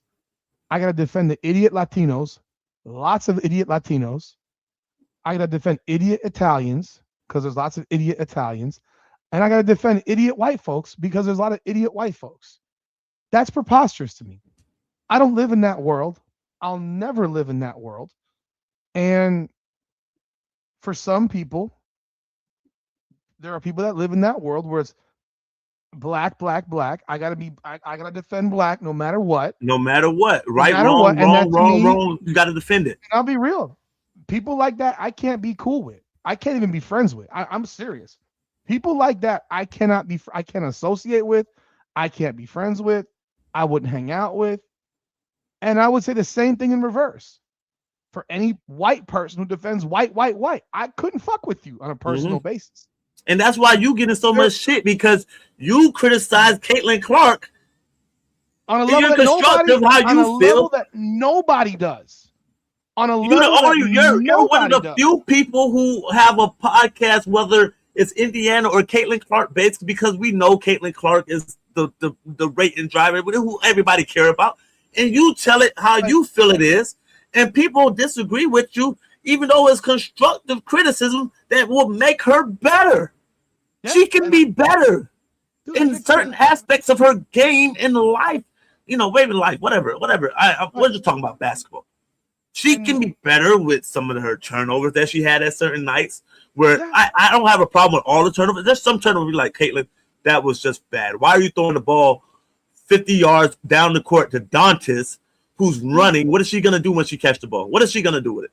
Those moments right there. She made a pass yesterday to Michaela Timpson, and Timpson damn near fell over. No, all right. Michaela, what the hell was that? But she damn near fell over. She had to go to a jump stop for a layup because she damn near fell over catching the ball. And if she had dropped it, that would have been a turnover on Caitlin Clark. Yeah. So that's why I wish you would never even make those passes, because these people are are uncoordinated. Even people that you think are athletic, like Timpson, she's completely uncoordinated. And Kelsey Mitchell can't catch. And she can't catch. Like it's a thing where I have been critical of Caitlin. Has there been nasty shit said about Angel Reese that probably shouldn't be said? Yeah, absolutely. But I can't stop. I'm not gonna. What am I? I'm supposed to check everybody who says something nasty about Angel Reese? Or my job. And some of those comments with, and I know what she really means. It's like it's be comments when she comment, and then people go at her. I can't. Well, you jumped into the conversation. You jumped into the conversation. That's your battle. I can't go back at everybody and y'all. First of all, I'm at work sometimes. I'm like, I'm not going back to all these comments. I'm at a point on certain sites where I post and I don't have to say much because these people do enough for me. Like they argue and they do it. Like I don't even need to be a part of the post. I said what I said on my video. Live and learn and do what y'all please with it. I said how I felt. I will comment with a few people, but I mean I can't do it all. And quite frankly, to compare herself to Caitlin Clark when, first of all, the 3-point line back in 2006 was the high school line. Mm-hmm. Just so you know, it was a high school line. It wasn't 22 feet away. It was a high school line. So for those of y'all who played high school basketball, there's a high school 3-point line, which is 19-9. There is the college line, which I believe is now 21-9 or something like that. And now the WNBA line, which is 22 and change. So you were shooting from a different line, and that was in college. That wasn't in the WNBA. So I'm not going to blast you on it, but what you shot in college was from a much shorter distance, and you didn't take 8 threes a game. You took like 2. Like, different times. I can literally pull the statistics up. It's different times. You know, she took, and not trying to take away from how great she was. It's just actually she took more. She took 5.6 threes from 3. She took 5.6 from 3, 4.5. So career 4.1. But again, that was from 19 feet 9 inches. Yeah, that's a mid-range jump shot nowadays. That's a mid-range jump shot. So it's not the same shot. We all know that. No one was taking 28 footers back in 2006 or 2005 or 2004. Not even in the NBA were they taking 28 footers. No, you get benched. You would get benched. Exactly. You get benched. So, and then if you want to move it then to a WNBA perspective, statistically, we could do that. And Asante, I'm right with you. Like it's about having a conversation. Like I'm open to everything and how you feel. It's how you bring it upon you, how you relate it, how you say it. Like it's okay with me. Like if you feel how you feel, okay, air it out. But if I say how I feel, you got to hear me out too. And then you can disagree, and that's all that is. Yeah, and she shot in the WNBA 33.9 in the 2 years from 3. So that's actually below what Caitlin Clark shoots from 3. And again, she took a lot less. I'm not here to criticize her because I saw her. She was the greatest player ever at Miami. Mm-hmm. I don't like the mentality that if it's all black, I gotta represent everything black, and I'm not human, and I can't have an opinion about shit. That's just I'm not black, but I'll never be black. But I think that's the dumbest shit ever. I think it's ridiculous because I would love to ask her what her true opinion of Angel Reese is. If you had a teammate like Angel Reese and you watched her miss so many fucking layups, at what point would you want to smack her? At what point would you lose patience with your 6'3" power forward missing layup after layup after layup after layup? Like, at what point? Like, at what point? Because if that was a white girl, you would say that girl was trash. And that's the whole thing. I agree with her. It's Asia Wilson's MVP to lose. Yeah. But of course, she went to Olivia Miles, and then she went to Paige Beckers. I knew that Caitlin Clark. She probably don't have Caitlin Clark in her top 10 because she just said that she don't play enough games. She's played one less game. She did give her credit for playing better lately. But better lately. See, that's disingenuous. Yeah, it's that's a disingenuous statement. Because Caitlin Clark in the season opener had 27-5, and people said she sucked. Rudy, she was the player of the month in June until she got hurt. She was player of the week twice in the last 2 months. Yeah. This is Caitlin Clark's season, the one in which she's played better of late. 27-5, 24-9-4, 32-10-4, 21-10-7, 22-9-2, 16-6-4. Okay, she has a bad game here. 6 points, 6 assists. That's a bad game. 17-8-7, 10-9-7. That's a bad game for her. 19 5-5, 5-3, 32 10-7, 25 5-3, 21 14-5, 26 7-2, 26 7-3, 24 9-3, 19-8, 9 3-4. That was a bad. That was one of her minute restriction games against Vegas with 15 minutes. 12 6-7 minutes restriction versus Vegas again. I'm sorry, that was a Sparks minutes restriction, not Vegas. Sparks.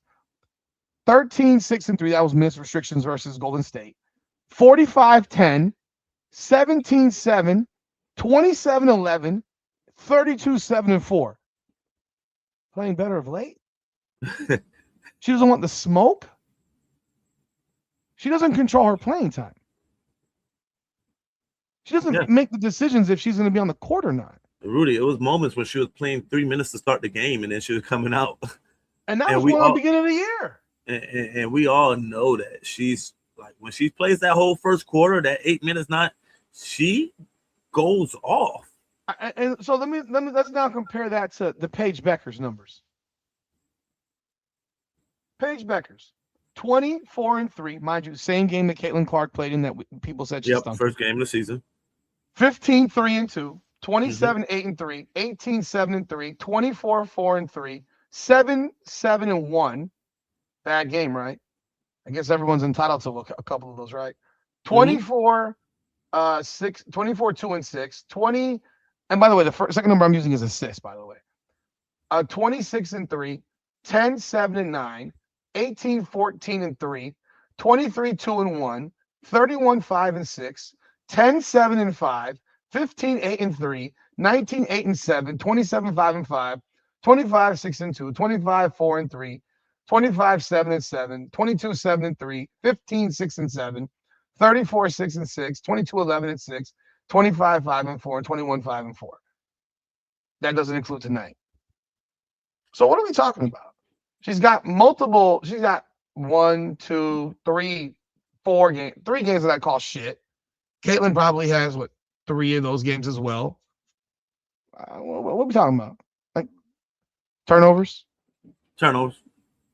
Their PER? Defense. Literally, They both can't play you know, defense. their PER is Paige is 22.8, Caitlin is 22.7. Win share, Caitlin's 2.9, Paige is 4.0. I don't even know what win share. How you? I don't know the fuck. I don't even know what win share means. But I know Caitlin averages more points and more assists than Paige Beckers. Yeah, Paige shoots a better percentage. Great. I don't even know she shoots a better true percentage. You know, this new analytics shit. Well, let me see.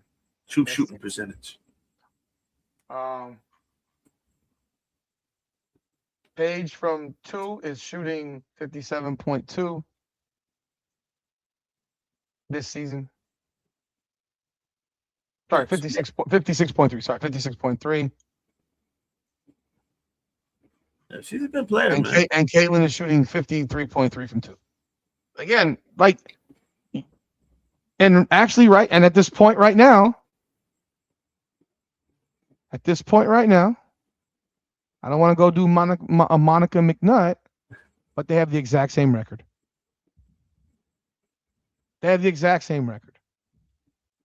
Oh, don't Monica McNutt it. I don't want to sit here and say, well, who should be the MVP? I guess the player with the better record. But, again, I'm not.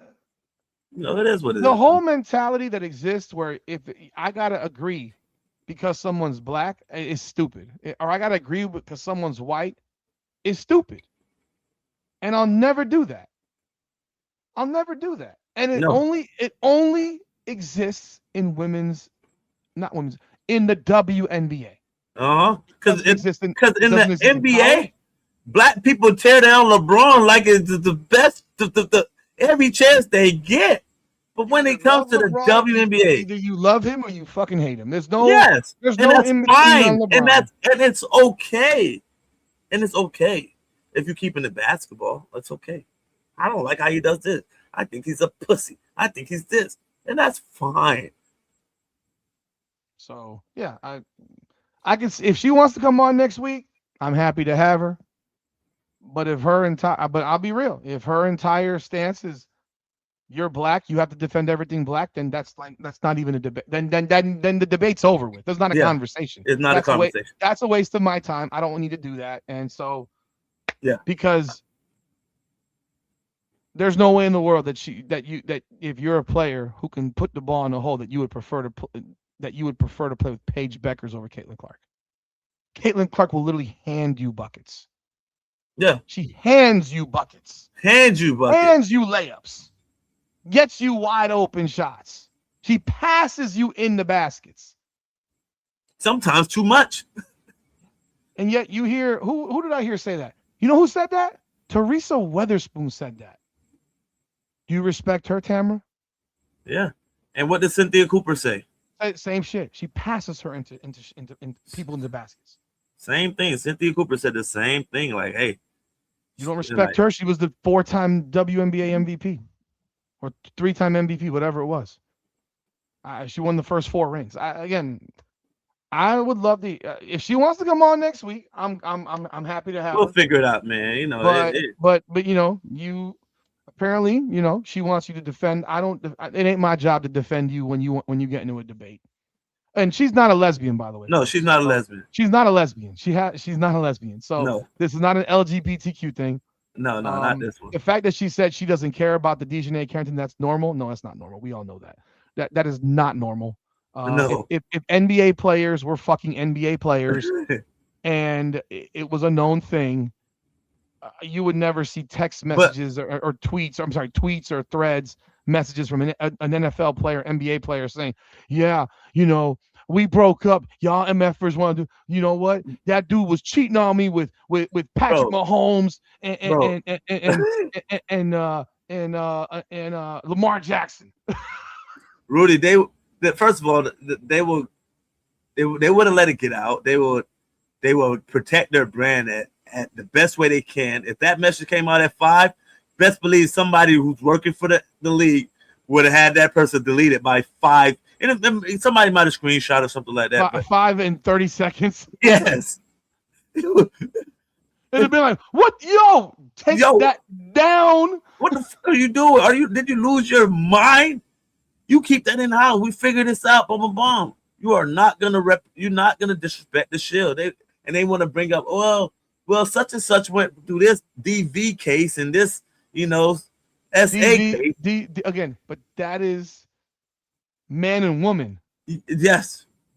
Not teammate and teammate, or they cheated on this person. Yeah, that's somebody we don't even know about. Like, can you imagine? Can you imagine? Because you can slightly get away with it. Because if I'm Deja Kelly and Aaliyah Nye, I want to fuck Dejanay Carrington up right now. Like, yeah, I want to whoop her ass. Because you brought me into some situation that I ain't need to be in. But those 2 girls are 23 years old, around 23. They're young girls. You know they're not married. You know they're not in anything probably. If you had a dude who had a wife, children, and an NBA player says,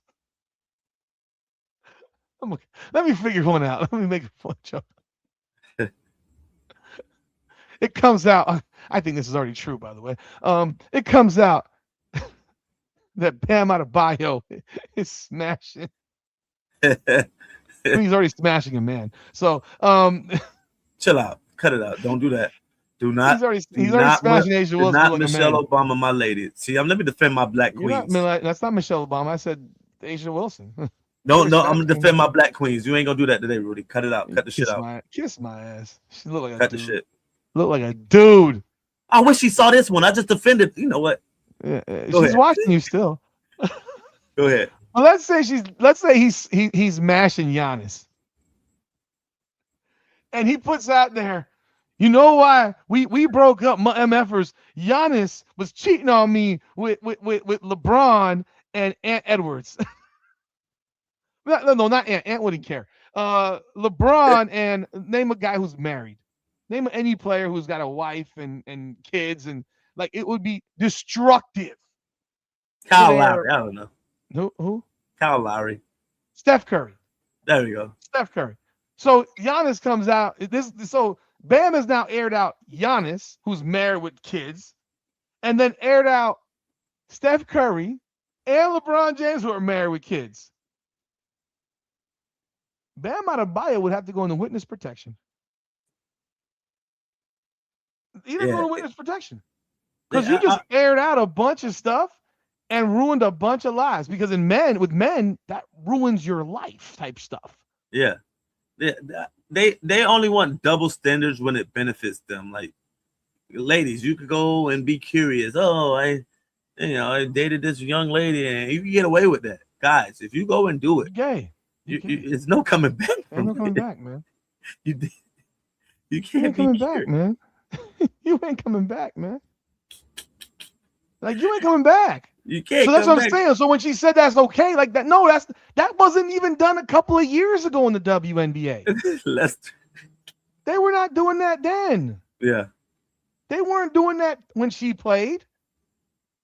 Like they weren't doing that then. I mean, mind you, we didn't have X and we didn't have Threads, Yeah. but or Twitter and Threads, but they didn't do that. Airing people's business out, in public.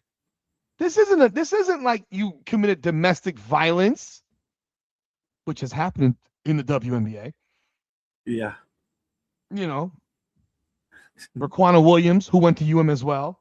Shout out. Brittany Griner, Natasha Howard. They've all been in domestic violence situations. But like, bro, that's so, if she wants to have a real conversation, and I want to know why she really has a problem with Caitlin Clark, because if you watched Caitlin Clark in college and you didn't think she was good, like you're on drugs. And at that point, it's like, what are we talking about? Angel Reese is a 41% shooter from the floor. These are facts. Yeah. She is the worst 5 feet finisher around the rim in the WNBA, in the history of the WNBA, with more than whatever a certain amount of shots. Yeah. She's the worst. And then I see a post today. Well, she has 32 more rebounds than offensive rebounds than Natasha Howard, who's second in the WNBA this year. Yeah. Yeah, she's shooting 41% from the floor, and Natasha Howard shooting 58%. Not as many opportunities. Yeah. Not as many opportunities. So shout out to Alyssa Smith for having, for being Bob Myers and putting together great rosters. So let me ask you, let's go into that one, man. But again, that was Tamara James. She played for the University of Miami for 4 years. Great player. She was a power forward at 5'9". She's smaller than Caitlin Clark, like shorter than Caitlin Clark. That's crazy. Play power forward. She was a dog, man. I respect, man. She was a dog. I'm not gonna put her business out there because I know who she dated when she was in college. Do you? He runs fast. Yeah. Is that the father of the kid? I don't think so. I don't remember. I know. I don't think so. I don't think so. Yeah, I know a couple of them that went to UM, and yeah. But anyhow, what are your thoughts of what actually popped off with Dejanay Carrington, Alyssa Smith's response? Oh, and by the way, Courtney Williams airs out fucking Marina Mabry in the locker room on her own Twitch stream, and clearly Sanaya Rivers was pissed off about it. Marina Mabry, I did it on my video, bro. It dropped this morning. You don't even watch it. You drop a million videos, bro. Well, you watch a lot. You so worried about LeBron, the Queen James. I mean, my God. I watch most of it. I get there. So Courtney Williams was doing a stream for Twitch stream during All-Star Weekend on Friday, and she airs out that Marina Mabry doesn't have a girlfriend anymore, and she was supposedly dating Sanaya Rivers. Oh. And this is on a live Twitch stream. Oh. So this was aired out by Courtney Williams. Oh. So my personal life is being aired out by somebody else, and then Sanaya Rivers wasn't appreciative of it, and it's like, that's my business to talk about, not yours. Oh my God! This all happened this weekend, in the biggest weekend of the year for the WNBA. You got the Days of Our Lives going on all weekend. They got to cancel these girls. They don't know how to act, man. No, they don't. It's like a whole scissor fest when they get together. They don't know how to act at all. So, what are your thoughts of that, Rudy? Man, they gotta find a way to do a little bit better, man. They gotta take some accountability in this whole situation of what they're putting out for their league, man. Like and people keep trying to say other leagues do this, like, and I keep trying to say the WNBA, y'all haven't made it yet. Y'all keep thinking that y'all did what other leagues did. No, they lived up to a standard at first, and they might have swayed off a little bit later on, but at the beginning, the main thing was the main thing. Like, you fell in love with the product on the court, and right now, and I brought this up a couple of years ago when we first started this podcast. I think all three of us were together, and I said, man, I'm open to them like being like housewives of Atlanta, reality TV during camp. I didn't say the whole season, Rudy, and that's what it's becoming right now, where it's more about what's going on off the court than what's going on the court. And if that's where you want your league to go, and people are like, well, other leagues, I say if that's what you want your league to mainly be about, then by all means embrace it. But if you want to bring it back to basketball, y'all got to start changing some things. And it starts with everybody. It starts with the commissioner. It starts with the players. And in the day, it starts with the players. The commissioner only can do so much, in the whole grand scheme of it. But if y'all don't want to be a joke the whole time about y'all league, like I said, there's no such thing as bad publicity. But at a certain point, it gets where it's a little bit too much. So I would wish that they dial it back a little bit. Of course, a little bit of the nonsense is cool, but at a certain point, y'all passing the threshold level of it being bullshit. You know what I would like you to ask? I'd like you to ask Tamara. I'll ask Tamara if she decides to come back. Are you better than Angel Reese? She gonna say yeah. I know Tamara. She gonna say yeah. Of course she's gonna say yeah. Of course she's gonna say yeah. I'll happily literally go down every player in the WNBA, and we'll find out where you really think of Angel Reese as a basketball player. What do you really think of her as a basketball player? I really is she better than Asia Wilson? No. Is she better than Olivia Miles? No. Is she better than Paige Records? Well, is she better than Caitlin Clark? And if you say yes, then then you just verified and validated all the bullshit that's come out your mouth, and that makes it a completely ridiculous conversation. Because I'd argue that she's not better than Natasha Howard at this point. And last year you could argue that she was, but this year she's not. The entire problem that exists within the WNBA at this point, and some people, it's funny, I had people respond to that video and say, stop acting like TMZ. I'm like, how am I acting like TMZ? TMZ does it does everything in a salacious way. Mm-hmm. I did it from a perspective of they have to have rules in place because these women don't know how to comport themselves like adults. You need rules, because if they can't conduct themselves like professionals and adults, then they should not be given the privilege of being allowed to date each other while they play. There's too many things at stake. Everybody thought Alyssa Smith was giving away game plan when they played Connecticut, when Dejanay Carrington was with Connecticut. Everybody thought it. And then you'd watch her play, and you'd watch her not play as hard. You'd watch her when Dejanay Carrington came down, you would see her not touch her. But the other way around, Dejanay Carrington would smack Alyssa Smith if she had to. Every chance she got. So you saw Alyssa Smith not play as hard when they played Connecticut. You wonder how much game plan she gave away in the bed to Dejanay Carrington. Yeah. And if I gotta sit here and I gotta worry about your pillow talk giving away my game plan, that's not something that I can roll with, bro. Huh? Because of love. Or lust, or whatever the hell. Whatever it was. Something. That's a problem. If then I have to worry about if we have an argument, is it going to come into the locker room, or are you now going to post about it on X or Threads? And now you're airing out other people who've got nothing to do with you? And Rudy, also, Alyssa Smith is teammates with Jackie Young. Who she's dating. I mean. But now you also think about, because wasn't Deja Kelly on the roster? Was that last year? Deja Kelly was on the preseason roster. This year. Last year. Aaliyah Nye was on the roster last year. Okay, but Nalissa wasn't on the roster. She was with Nalissa was on the roster eventually. Later on. So I don't know that she was on the roster she wasn't there with Deja Kelly, but she was damn sure there with Aaliyah Nye. She was damn sure there with Aaliyah Nye. So now, did Jackie Young go back? Now, there's all this stuff. Did she go back and tell Dejanay? This isn't good, and it's embarrassing. It's not professional. I don't know what the rules are in the CFL.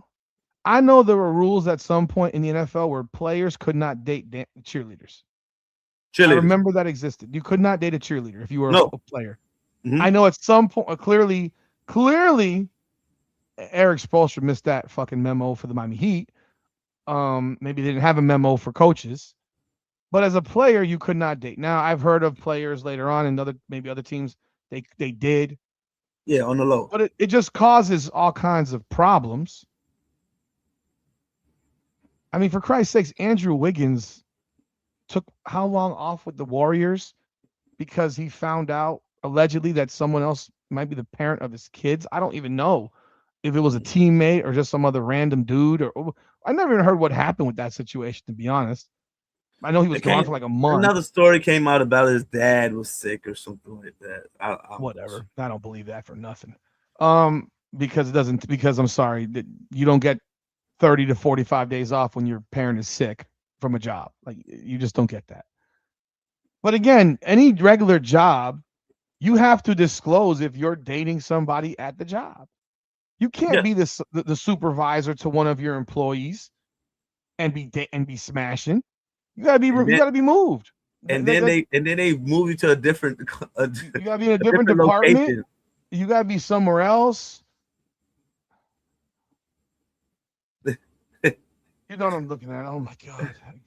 Like you gotta move them to a different location, and they gotta sign all kinds of disclosures. And if something pops off, they can both be subject to termination.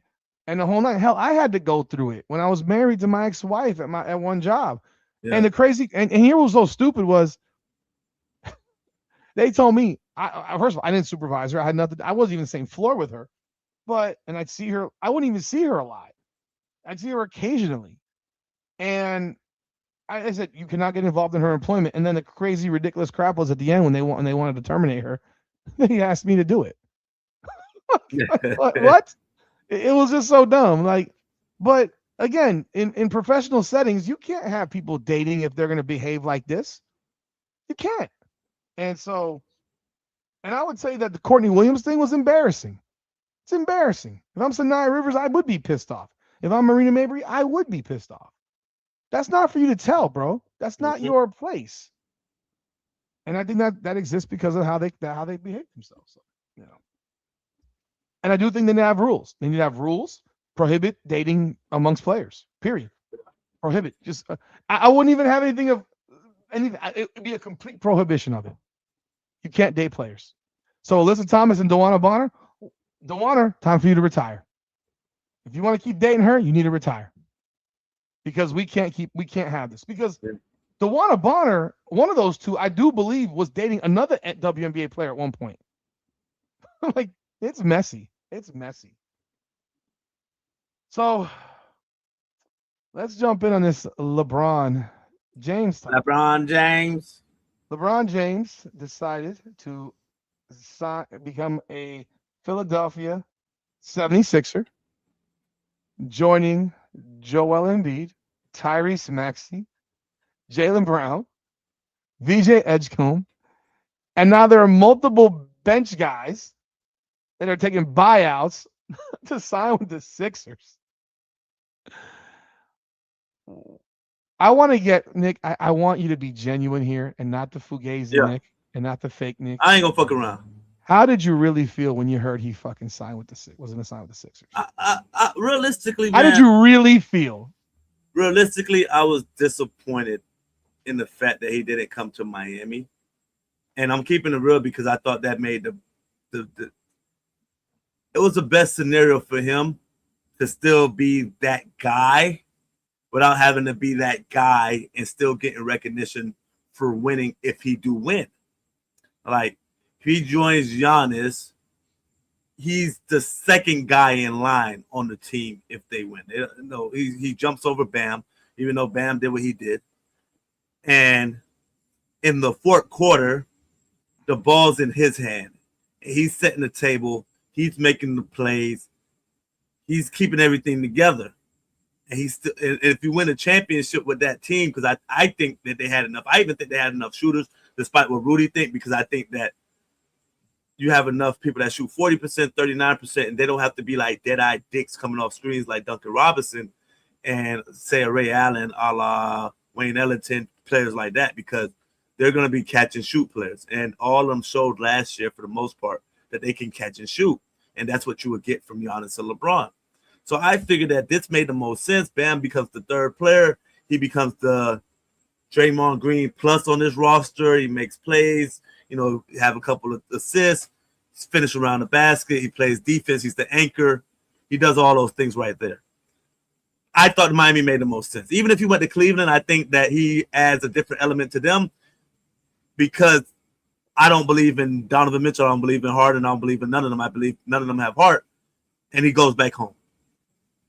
Going to Philly, where for the most part you're the fourth option at best, if there's a healthy Embiid, Jalen, and Maxey.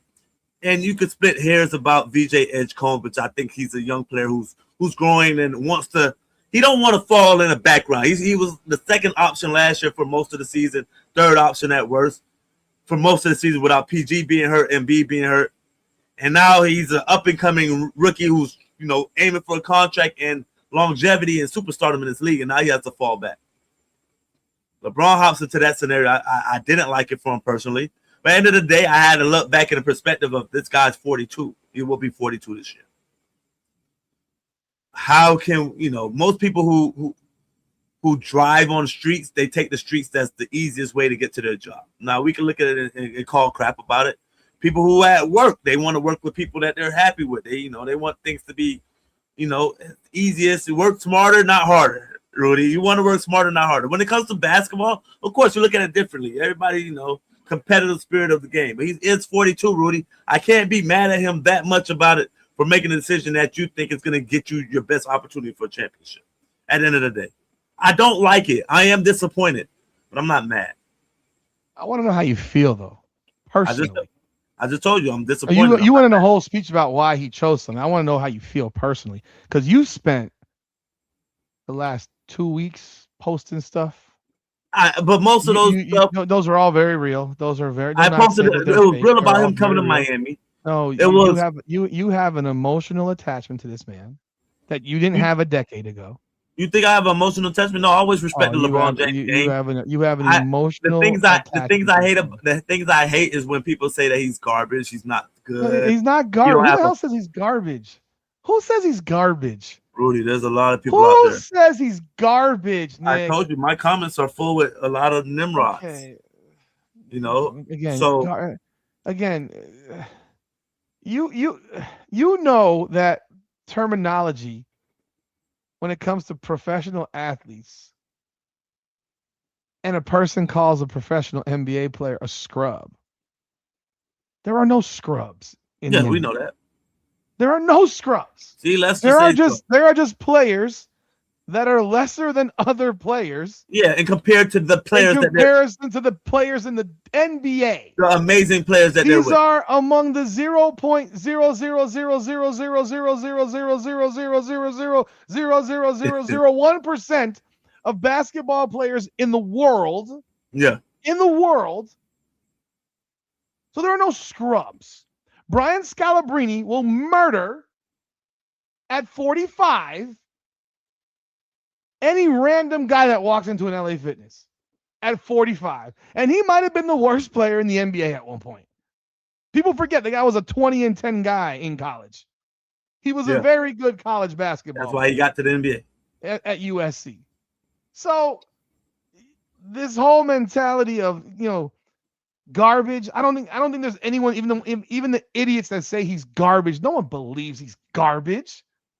You got Philadelphia 76ers fans on camera acting like they just won the Super Bowl because LeBron James decided to sign with the Sixers. Again, a 42-year-old man decided to sign with their team.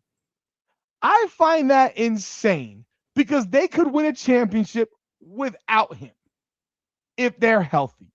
Yeah. If they're healthy, primarily Joel Embiid. If he's healthy in the playoffs, they can win a championship without LeBron James. That man hasn't been healthy in a long time, though. That's the thing. Well, you want to know what the problem is? If he's not healthy, they're not going to win with LeBron James. They still won't win this year. Because the problem still exists that they don't have a center.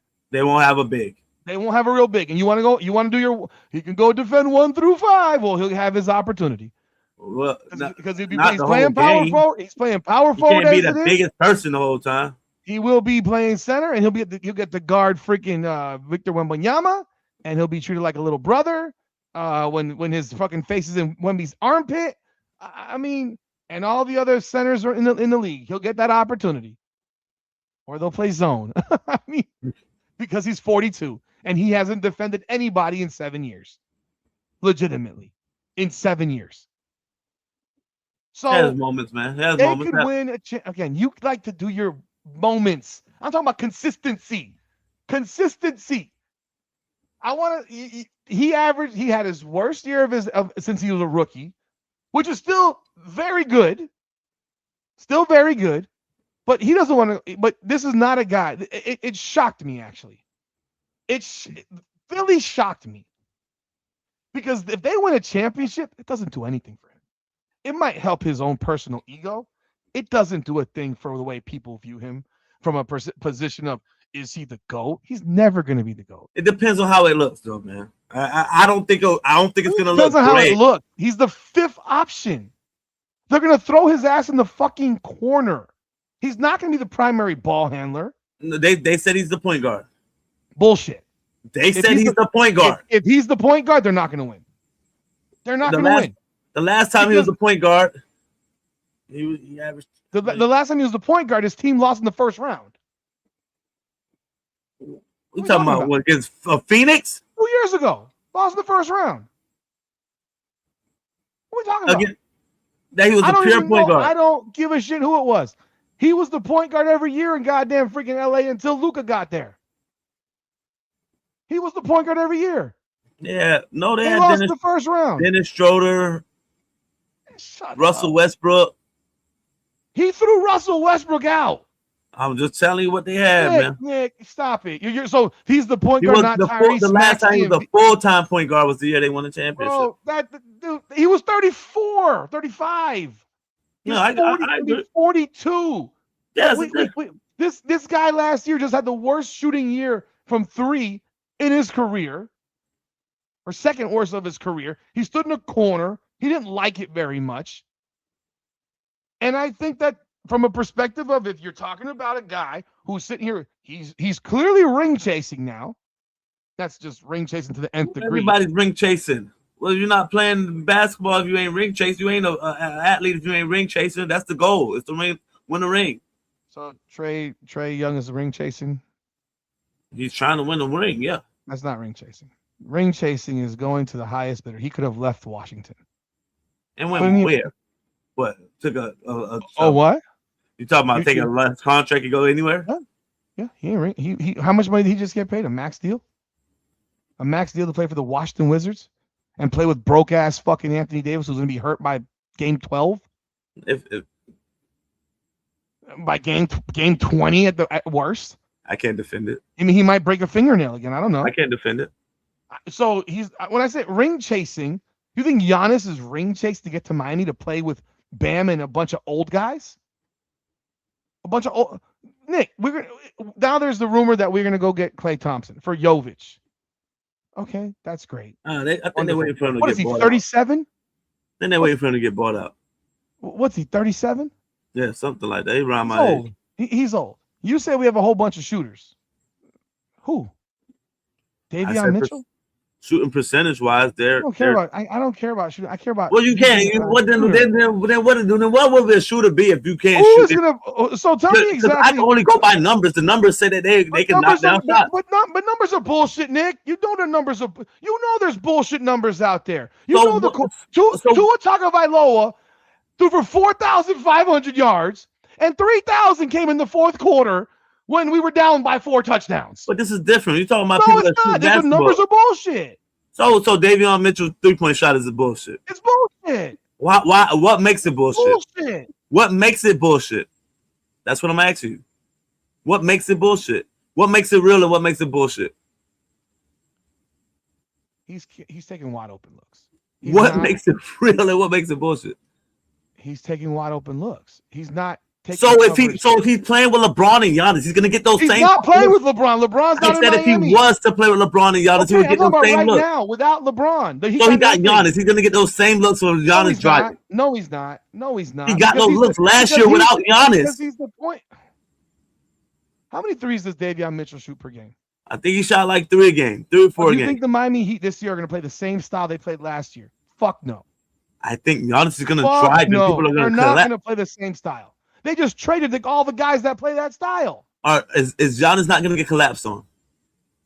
They're going to walk the ball up the floor. They're going to go back to playing 105 to 103 basketball. Giannis get a lot of his points in transition, Rudy. They're going to go back to playing low. You think the Heat's going to average 122 a game this year? You think Miami's defense is going to get better or worse? You do know Giannis teams, when they were winning, were averaging the most points in the league. Giannis is 35. Coming off of a bump. He's 30, man. What? He's not 30 years. 31, man. Why you age the man to 40 years old? Or no, I'm going to go look at Giannis is how old? He's 31, man. He's 32 in December. Okay. 31 right now. He's 31. Okay. And he just came off of missing 50 games. But you know Milwaukee. You'll say they held him out. Sure, they held him out. Fine. You know Milwaukee was scoring the most points. Well, he had a leg injury, right? Calf leg. Yeah. Okay, that's pretty significant. But you think that's gonna slow? You think that Giannis is not gonna play like Giannis? You think they're gonna walk the ball with Giannis to go half court? They're gonna play half court basketball. Not the whole time. They're gonna try to get easy points. That's the league. No one's sitting here saying they're gonna try to get easy points. I'm talking about as a general way. They're not. Last year, they shot the ball at 15 seconds on the shot clock every time. But Giannis is not even a fully half court player like that. I'm just being real. He's not a point guard, Nick. Yeah, he's a point guard now. Giannis is a point guard. He's gonna have the ball in his hand. What happened to Bam? I thought Bam was have the ball in his hands. Let's both figure that shit out. That's his job. But so Giannis Miami doesn't have a point guard now. That's what we're saying. Giannis been having the ball in his hand the last few Giannis years. averages 5 assists for a career. 5 assists, right? For a career. 5, 6. He been averaging is that a poo-poo number? Is it a poo-poo number? No, it's not a point guard. If that's your point guard, it's poo-poo. So Davion averaged about 7 last year. Well, he won't have the ball now, according to you. No, I didn't say he won't have the ball. You said he won't be the point. You just told me that Giannis is about to be the point guard. I never said that. Again, I said Giannis likes to go. I say Giannis likes to play fast, get up and down a little bit. So then what? Giannis likes to play fast? Okay. Sure. And let's go. Up and down, transition guy. Let's go do some statistics. Because you just said stats matter. All stats. And the last time Giannis 2 years ago, the Milwaukee Bucks were not first, and they averaged 119. 3 years ago. 2 years ago, they averaged the exact same. That's wrong. I can't the exact same. No, okay. 2 years ago, they averaged 115.5. So they went down from 3 years ago to 2 years ago, and this past year, obviously, I'm going to presume they scored less. Yeah, different coaches, he ain't played, This year, last year they averaged 110.6. The Heat averaged 120.9. You think the Heat are going to average 121 points a game this year? I'll bet you on that right now. 116, 115? Not a chance. No chance. They're going to be playing walk it up there. They're going to be walking. 108? They're going to be looking at 110. That's my guess. It's a different because if Klay Thompson is on my team, he's 37. Tim Hardaway Jr. is what, 35? I got a lot of old guys. DeMar DeRozan, how old will he be? 36, 37? 37, 38. DeMar DeRozan's the king of half court. Yeah, if you get DeRozan, then you have your half court player. For. Yeah, at this point, I gotta get him. Then I need somebody telling me that we're gonna be a half court team. At moments, yeah. I think you find a balance. At moments. I think you find a balance, yeah. Who's the backup point guard? Huh? Who's the backup point guard? Point guard? Yeah. What's the kid name? Drew Smith. Drew Smith. Or is Pele a point guard? No, he's shooting guards. God. Backup shooting guard. Might be a starter. Depends. Oh my God. Oh my God. I don't know, Rudy, man. The guys that ran last year all got traded. Our offense looked the best it looked all year. You know this when Kel'el Ware was on the floor. Damn, when Kel'el Ware was on the floor, the Miami Heat offense looked better than it ever looked. It looked better than it ever looked.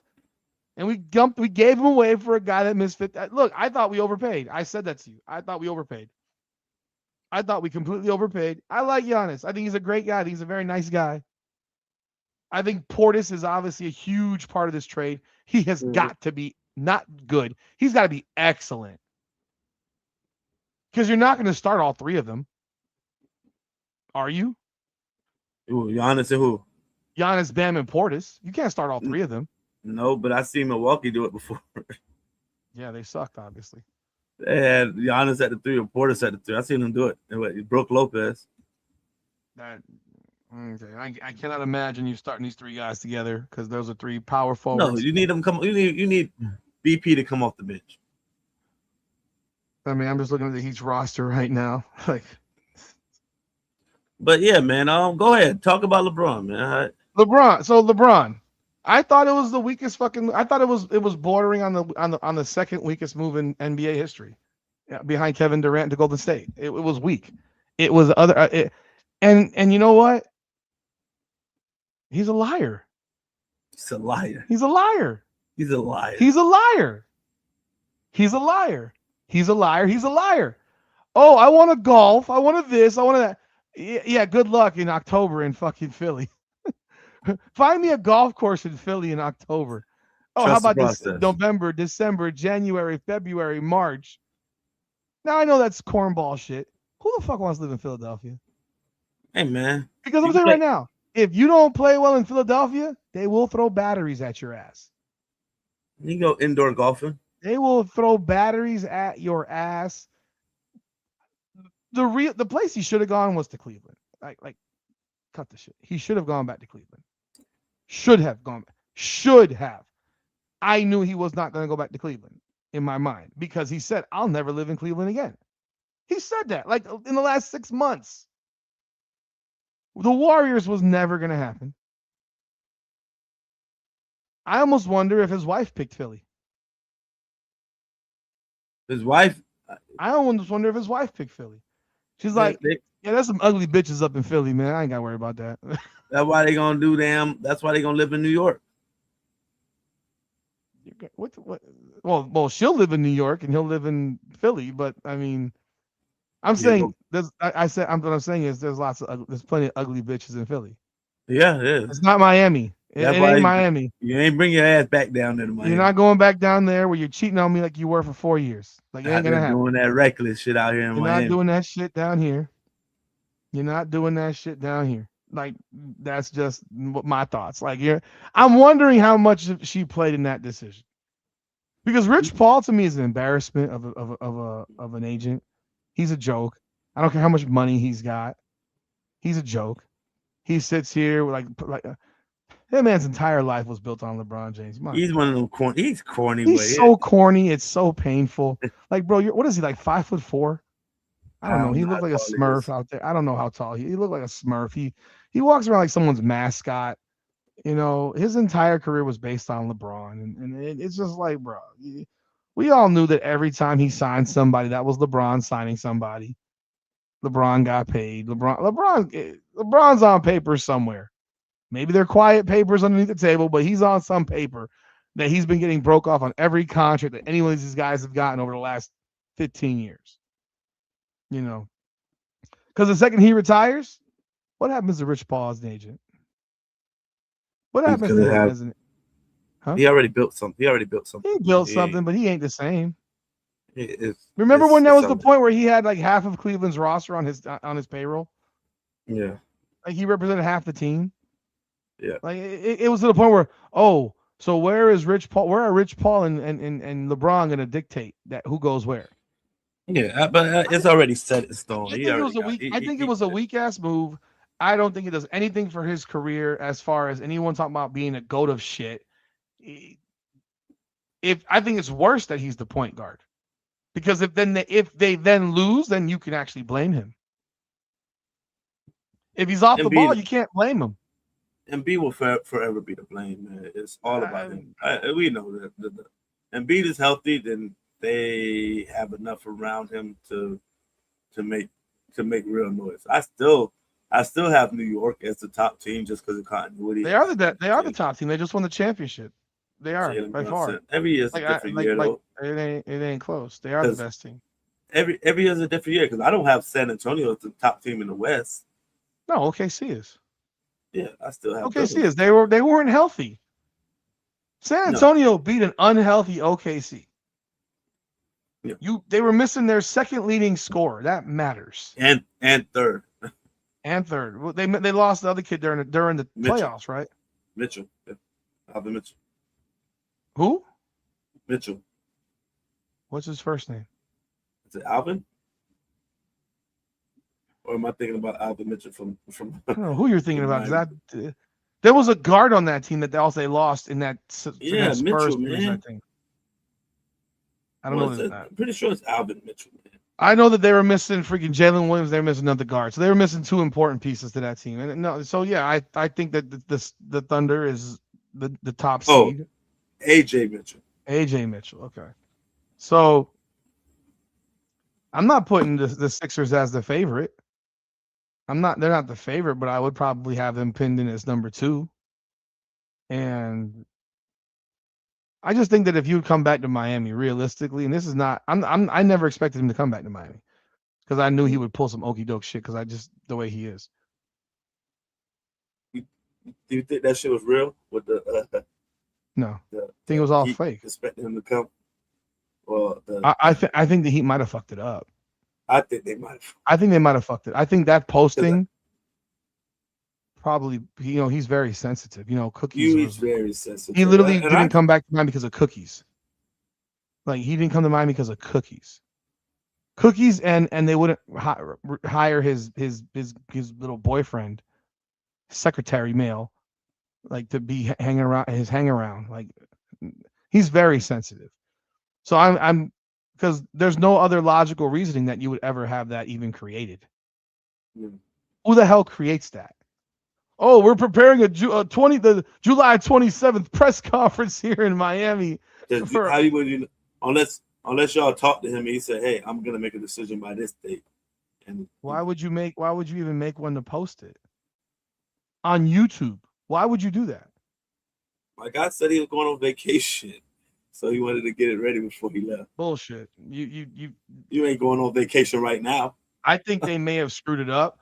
But I will tell you this, from a perspective as a Heat fan, no, he would have absolutely been the Heat would have benefited from him more than anybody. More than anybody.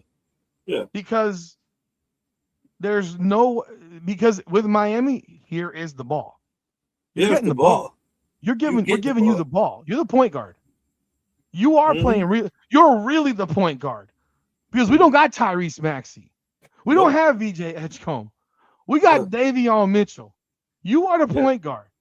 And Davion becomes Mario Chalmers. He becomes a backup. I think he still starts because you want a guard out there who could guard other small guards when you play them. You want somebody to guard Maxey, you want somebody to guard Kyrie, you want somebody like that. So I think he starts in that role, basically like Mario Chalmers when we had LeBron. Like Mario Chalmers started, he wasn't the point guard. He was sort of, but he wasn't really the point guard. That was where I thought. Now, see now the conversation happens. If he can help the Heat win another ring, now we're having conversations. Oh yeah.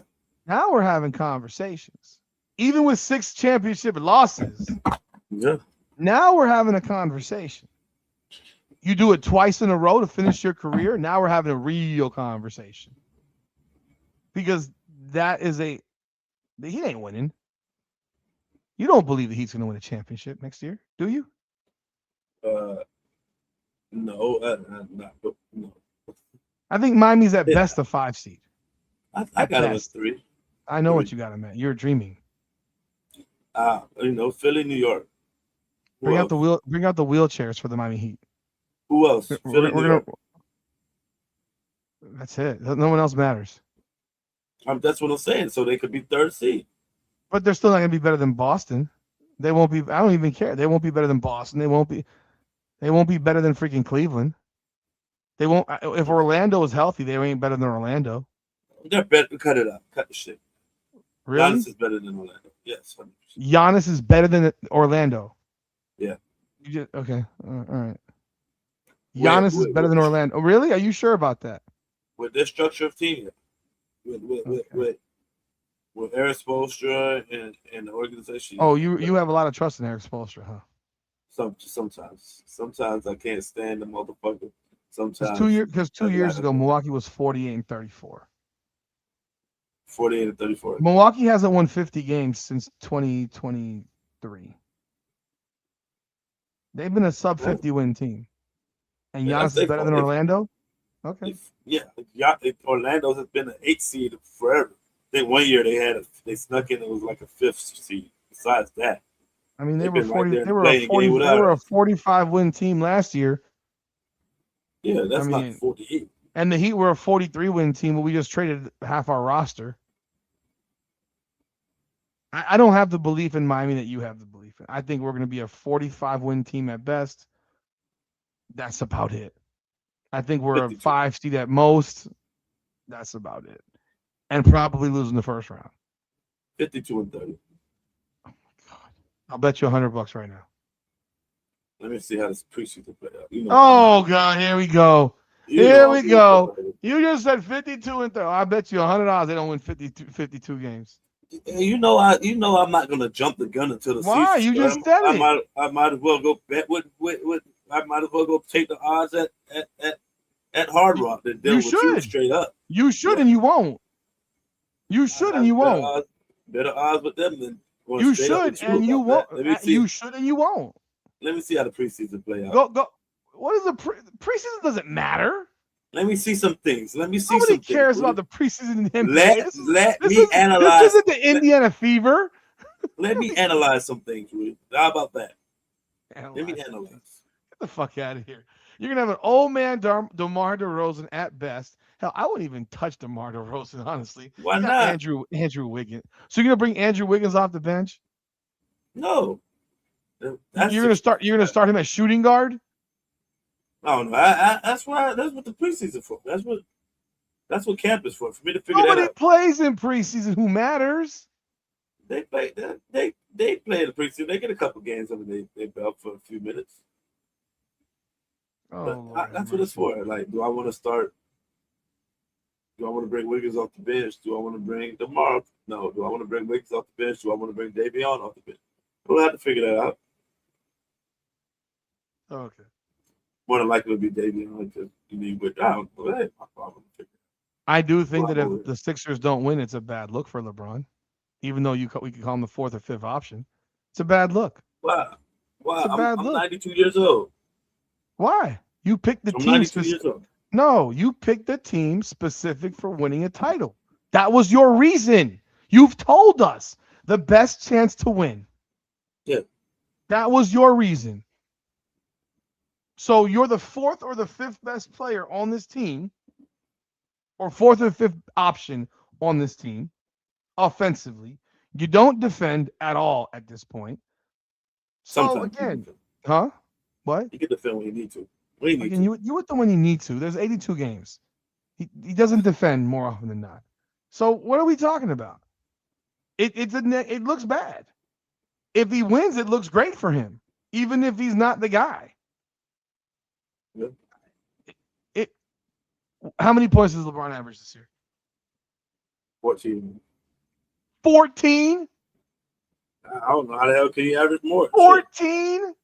If Embiid is healthy, the ball goes to him. 14? Oh my God!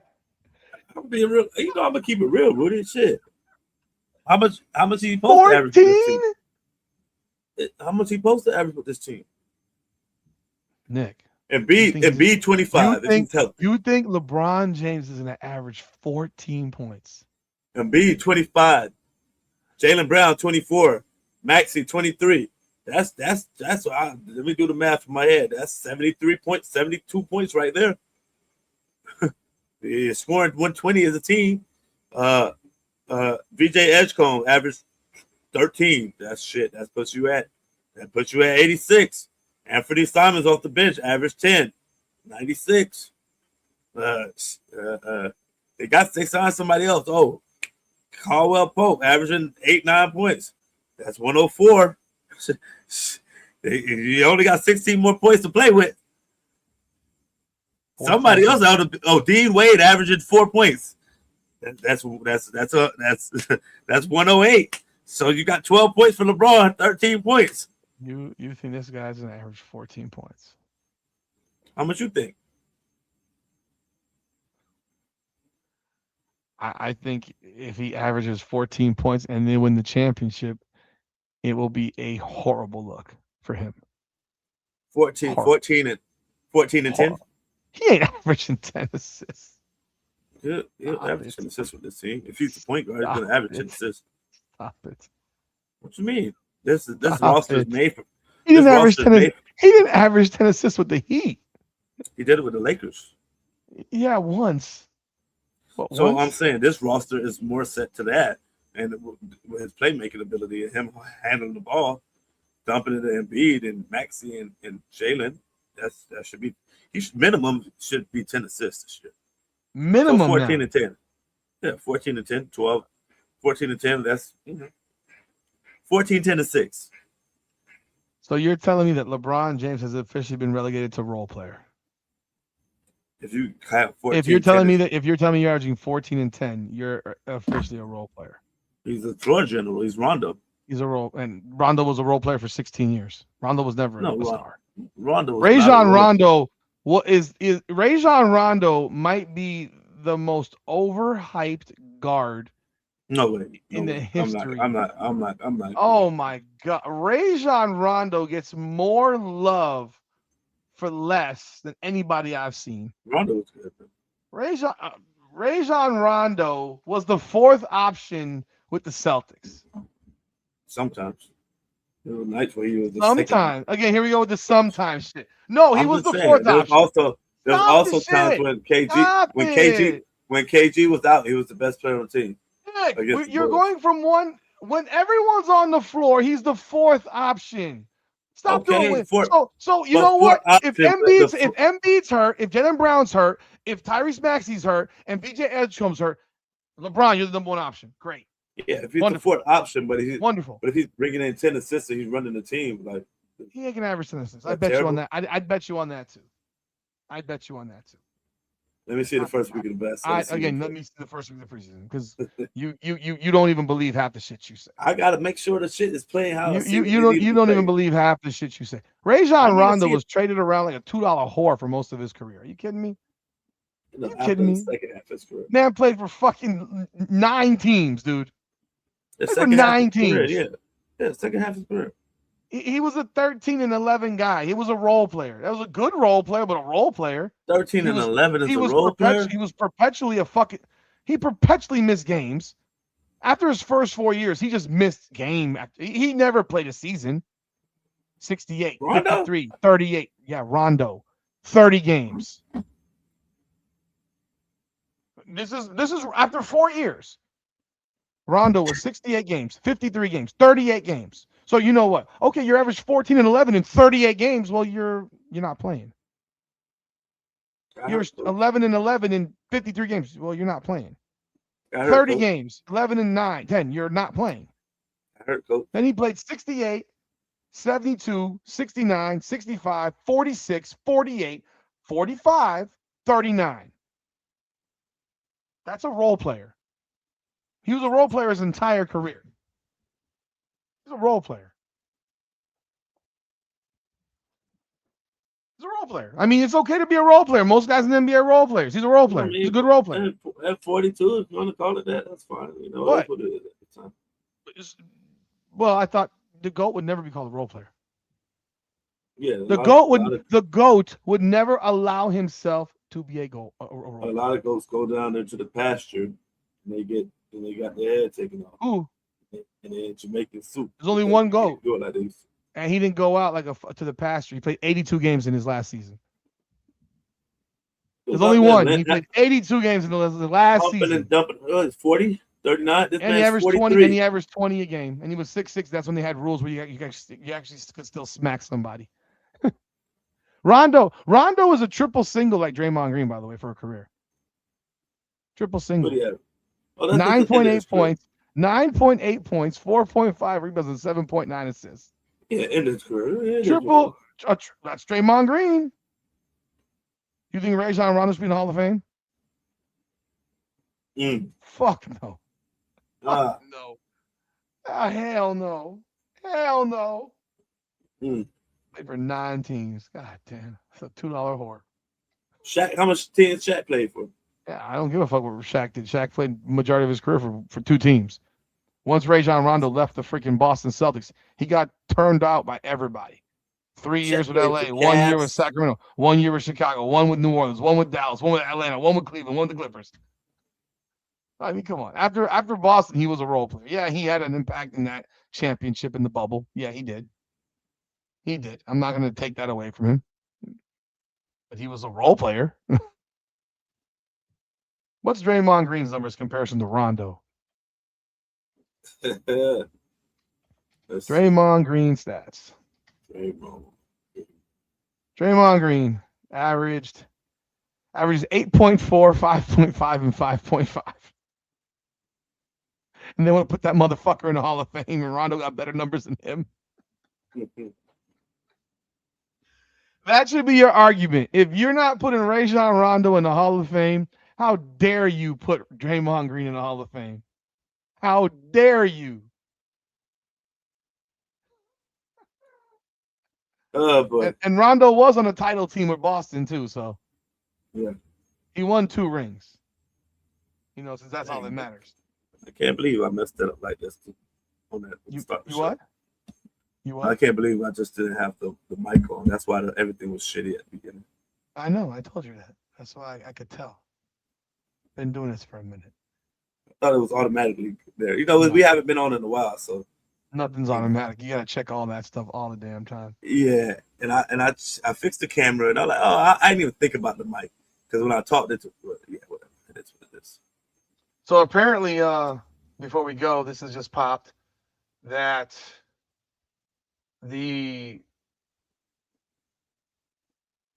lesbian co-owner or minority owner of the Seattle Storm, was she suspended for 5 games from home games? I read it a little bit on ESPN today, but I don't see it on a story. I see a story that says nothing. It doesn't say that she got suspended. I didn't fully understand. So the owner got into it with owner was screaming at a 16-year-old girl who had a sign supporting Sophie Cunningham.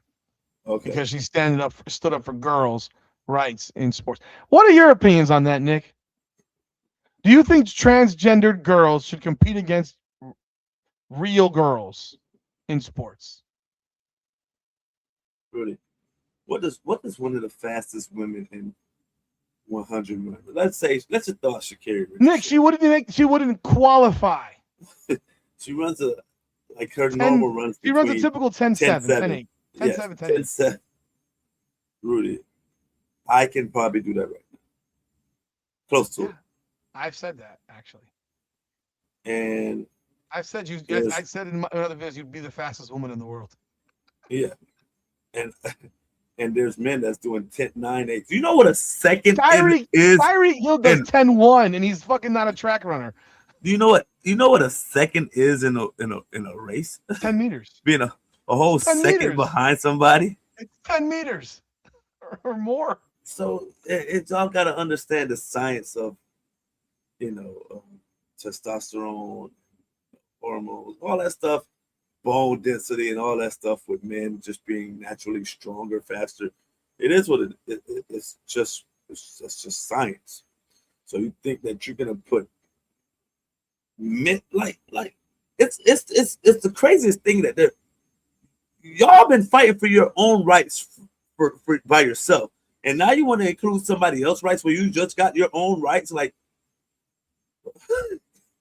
that's the funniest thing to me. It's just like y'all are battling somebody else's battle when your battle is still battling, and it's like y'all keep trying to make it seem like people hate trans people. Like nobody went out there and said they hate trans. They just said that when it comes to sports, it's not fair. And I see this narrative just keep getting switched around. And I was supposed to make a video about it today, actually, and I just got, this because I see this person on Facebook who keeps grinding my gears, and it's just like I don't get it, Rudy. I don't understand what they're trying to do. You have Reeves, you have Golston from Seattle, and then you have a couple of other people that's they're fighting for other things that they don't need to right now. So this lady, Roberta WBB on X, has said, and she's the reporter for the Seattle Storm, or up in Seattle, I presume, from what it seems, because she wanted to ask Caitlin Clark a question yesterday that she didn't get to ask. And I don't know if she's a lesbian woman or a transgendered woman. I have no idea. She's one of the both. She's one of the two. Sure. I don't know which one. I think she's just a lesbian. According to her, she's the owner's been fined and suspended from attending the team's next 5 home games after last night's incident involving Fever fans. The WNBA confirmed, yet there's nothing on ESPN about that. Zero. It's not even included in this article. Oh, another example of the ESPN reporting of the WNBA.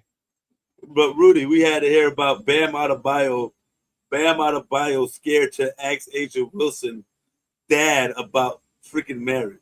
But that was on ESPN. That was on ESPN. But all they have here is that the Storm apologized, but nothing about her being suspended for 5 games. I'm gonna tell you right now. Tell me exactly why she's not kicked out the league like Donald Sterling was for the NBA. What is the difference? What is the real difference between the way Donald Sterling felt about black NBA players and the way this woman feels about straight women who support Sophie Cunningham? It's discriminatory as fuck. It's racist. I don't use racist. It's discriminatory as fuck. Yeah. I guess that woman should not be part of an ownership group on a basketball team. She has no judgment whatsoever. No. But it should trickle down from the top, I see, because everybody she's co-owner. Everybody feel like they could just do what the fuck they want to do with this thing. Like nobody takes accountability of being a professional. Like professional it means something. And y'all stop trying to bring up other leagues. Just worry about y'all league. Stop it. Cut it out. I will have a more detailed video on this created for this tomorrow, just so y'all know. I will have another video on this. There's a few things I have videos dropping tomorrow on, but the fact that an owner in the WNBA can go basically berate a fan, a paying fan, at the game because that person supports girls. Girl playing against girls in sports. And I think also a big thing was what I read slightly about it, was that it's like for high school sports, like I guess they're trying to have Nick. I coached rec. You can have girls play with boys till about the age of 11. After that, it's over. You can have girls play with boys till about the age of 11. That's when boys start growing. You have a couple girls, of outstanding ones that can make it to like 13. Girls mature earlier, they grow earlier, and then they stop. And boys keep growing, getting bigger. It's the same reason why a 15U soccer team smashed the U.S. women's national team in soccer. That was what a 15U team did. 15. That means you could have been 14 years old. You could have been 13 years old. And not some national 15U team, a team out of Texas, local Dallas, I believe it was. A local Texas team beat the U.S. women's national team 5-2. The U.S. women's national team, gold medal World Cup team. What score was what? 5-2. That's a beatdown in soccer. That's a beatdown. Why were they playing 15-year-olds? I don't even know why. But it was like the same bullshit-ass argument that if there's some idiot right now, clearly a gay dude, who's yakking about how Angel Reese, that's a video I'm going to be doing actually, Angel Reese would beat any regular guy in a game of basketball in a one-on-one. I'm like, no. Am I a regular guy? She won't Yeah, beat me. you're a regular guy. She won't beat me. I will be. And you thought I was joking. I'll be the Nick, best basketball Nick, player. I'm gonna tell you right now, and I'm not even joking with you right here. I swear to God, I swear I'm not joking. Angel Reese would not beat me in one-on-one right now. I don't care what you think. Angel Reese would not beat me in one-on-one. Now, Kelsey Plum would. Angel Reese would not. I could block Angel Reese's shot without being able to jump. Because all I would do is keep my fucking left hand right here. Oh, I'm sorry, wait. My right hand right here, and she will just bring the ball into my hand every damn time. And she can't, I'll shoot over her ass. She can't jump. I don't have to be able to jump. I can shoot. I can still shoot. That's still one thing I can do. I can still shoot. Kelsey Plum, though? Yeah, Kelsey Plum couldn't guard me because I would just stick my ass into her stomach. I weigh 270, bro. What if Angel Reese pressured you, man? And she got up on pressured me? Pressured me? Do you think I know you think I'm a clown, but do you think Angel Reese is stronger than I am? No. Okay then. Come on. I mean, she's not stronger than me, even at 48 and out of shape and unable to jump. I jump as high as she does. Am I going to play her to 21? No, I'll play her to 5. She's taller than you. After 5, I've got no gas left. But I could get around her. I could dribble past her ass. I have no doubt about that. I could get past her. Because I was playing my trainer from a few years ago. He was 6'3". And I beat him in one-on-one.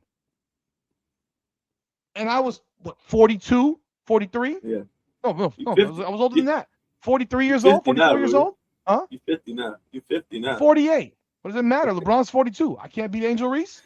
Bro, did you just compare yourself to LeBron?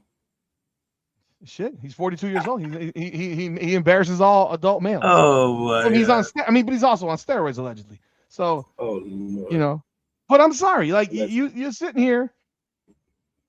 There's a guy posting that bullshit. She wouldn't beat most of the players in the WNBA in one-on-one. They would go right around her. There's a reason that Angel Reese has never didn't do the one-on-one in the Unrivaled League. Because she knew. She knew she would get smoked. There's 5-on-5 basketball players and there's one-on-one basketball players. Yeah. And a lot of one-on-one basketball players can't really play basketball on a 5-on-5 level. Yeah, and I told my story. I said, man, I was down there playing with Kelsey Plum at the Unrivaled, getting her ready for the Unrivaled League, or she'll come back from injury. And if she had to guard me, there's no way in hell she could do it. Now she's a bucket. She could score. She's dynamic. She's really, really good with the ball. But I didn't guard her much because they wanted a certain guy to guard her. But if I had to guard her, I have a better chance of guarding her than she guarded me. And that's just keeping it real. And this is a top 10 player in the WNBA. Yeah, I would say probably top 3, top 5, top 3 offensively. Probably. She's one of the best offensive players in the league for sure. Yeah. And so we going by that standard. Like the only other person that you could probably get for me is what Angel Wilson. Maybe a chance, but I can hold my own against her. She can't stay in front of me. Bronny James would average 50 in the WNBA. That's being nice. Yeah, probably more. He would annihilate them. He would annihilate them. That high school boys basketball teams would smoke them. Smoke the best women's basketball in the world. It's just being real. It's nothing against them. It's just their guards are 6'5". Your center is 6'5". Yeah. The centers in high school are playing above the rim. You think Nick, you know what Christopher Columbus has this year in high school? You have no idea. They have? Oh, you have no idea.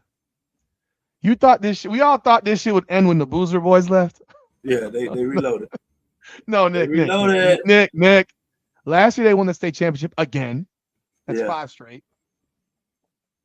They've got on their team this year 3 dudes who are 7 foot and above Yeah. That's and crazy. play like small forwards. Oh, that's crazy. They done got some Africans with fake birth They got an certificates. African and I 2 knew it. European dudes. I knew it. They got an African dude. I knew So it. now they become Pinecrest or Yeah. back in the day Northwest Christian or Miami Uh-huh. Christian or Berkshire Academy or Yeah. one of the Champagnat, one of those teams. They brought in an African dude and 2 white dudes, twin brothers who are 7 foot fucking 1. Yeah. 7'2" and 7'1", and they're like small forwards. Yeah. It's levels to this. So I mean, you're telling and I'm me gonna that see how far I'm sorry, Rudy. How far do they want to go with this shit though? Like, are y'all just saying this because it's cute to say, or are y'all okay with a man who changes to a woman or whatever is considered, no disrespect, comes into your league? Is that okay? Because then where do you draw the line? Because why can't I join the league? I think that any at this point, just tell them you're a girl. Yeah. I'm a tranny. Yeah. I'm a transgendered woman. Mm-hmm. What's the problem? Yeah, That's how y'all think. What's the problem? Because why not just make it a freaking? I mean, at this point, if we want to go there, every guy who's not good enough to play in the NBA or in the G League says, you know what? I'm a transgendered woman. It doesn't mean I gotta look like a girl because these women don't look like women. No. Most of these women look like dudes. Like you have a handful, you might have 20 women in the league that look like girls. The rest of them look like dudes and carry themselves like dudes. For every Rickeya Jackson, there's 15 Courtney Williams. You know, there's 15 Ryan Howards. There's 15 Enrique Gumbuales. Are you kidding? Like they would get massacred, and yet there are people that literally sit here on some podium saying, "Oh no, they're more mature." Bitch, what does maturity got to do? Cameron Boozer is in the NBA a year out of high school. Yeah. AJ DeBosta is in the NBA a year out of high school. So What were how far do they want to take it though? Like that's because where do you draw the line? Because the Montverde team with Cooper Flagg, their guards were 6'5". Their guards. Really, I'll sign up for the WNBA tomorrow if I can. You're laughing because I'm being serious, Rudy. Why wouldn't I go make a minimum of $350? Why wouldn't I go have a chance to make $1.2 million? Lexi Hall is making $800. The trans player that you're talking about for the LA Sparks was a woman who wanted to be a dude, not a dude who wanted to be a woman. It ain't the same thing. Laisha Clarendon is not a man. She's a female. Yeah. She's a female who's calling herself a guy. Yeah. That's not accurate. She's not a trans woman. She's a trans man. Yeah. She calls herself non-binary. She uses they and them. She's not a freaking dude. She's a female who wants to be a dude. That makes you a trans man, not a trans woman. Tell her go try to join the NBA. Try to do that. Try to go join the NBA. See what happens. She retired. No, she was a dude, a woman who became a man. That's the thing. Like, so when they say that wasn't a freaking guy who became a girl. It wasn't a guy who became a girl. It was a girl who became a guy. Like, this is what I'm talking about. Girls aren't saying, hey, you know what? Man, I'm a dude. I mean, why? Brittany Griner is not asking to play in the NBA. Yo, because she ain't dumb. Because she knows what the fuck would happen. She knows that, even though her dumb ass said that she would spark DeMarcus Cousins, he'd put her head through a basketball hoop. She'll lose 100 to 9. She'll lose 100 to minus 58. She wouldn't score. Like, as much as people here love Caitlin Clark would not get a jump shot off her fucking hand if an NBA man said, I'm not going to let her score. He would block every shot. Huh? Her best chance is that she's out 35 feet and she gets to throw up a prayer. No, again, and even like I said, if he said she's not going to score and he's going to defend her, she wouldn't get a shot off. Like we got to stop this. There's a reason, like you said, Sha'Carri Richardson runs a 10.7, 10.8 typically. Her best time is like a 10.6. Yeah. That would not qualify for the national championships for men. Not the Olympics, the World Championship, she wouldn't qualify with that shit. She might not make it to the finals with that time. There's a reason. There's a reason why that dude who became a girl, was a national champion in swimming as a girl. But as a guy, he was 400th. Huh? They got happy. They went crazy because Michaela Timpson blocked the shot off the glass. Like, because they'd never seen that shit before. They never else. So check the Discord DMs. Let me take a look at this crap before we go. Let me see here. It's come to the point where it's like, come on, bro. And the fact that there are women that are Stephanie Dolson, your fat ass wouldn't have a fucking job, idiot. Like, your fat ass, you suck at basketball. You suck. You're a 6'5" fat woman who plays basketball and shoots threes. You would not have a job. They would let men take over your game, bro. There's a reason at a certain age we do not play co-ed sports anymore. We play sports for your sex. Let me see what DMs I got here. Share this. I don't know if this will get hit for a. I don't know if this thing would hit me with a copyright. I don't want the stream to get taken down. Let me see what this looks like. I can't run this. This will be pulled down. I'm fat. I don't fucking care. Shit, I know what I am. She's a fat woman. I'm a fat guy. What's your point? I can call anybody fat. I'm fat. What? What? I'm fatter today than I was 2 months ago. That's for damn sure. Because I gained some damn weight. You know what kills me is I take my son to take Nico to practice every damn morning. And you know what makes me what I do after that? Stop at Burger King for a 2 for $5. Every goddamn, it's like a fucking addiction. Stop. When I don't have to take him, I never stop.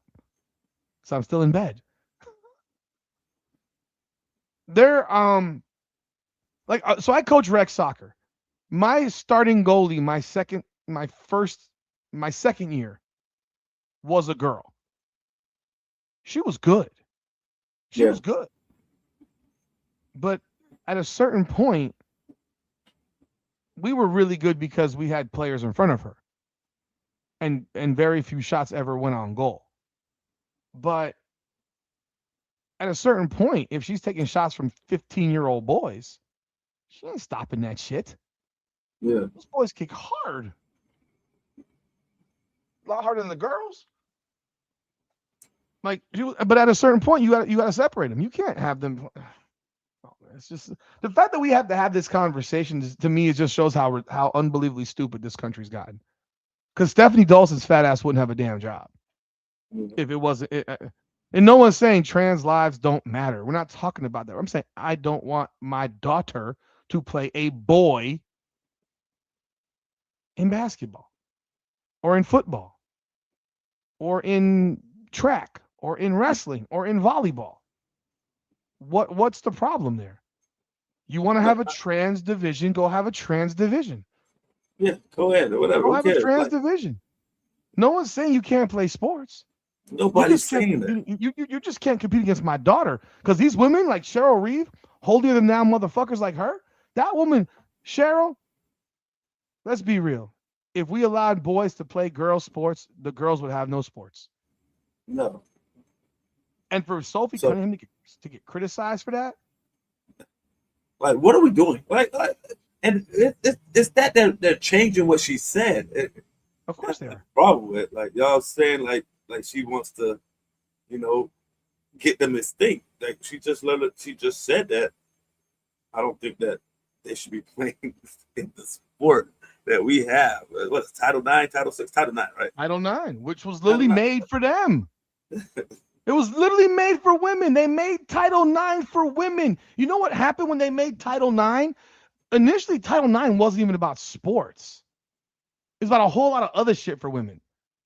Title IX for sports didn't come in until like the 1990s or early 90s. You know what happened then, Nick?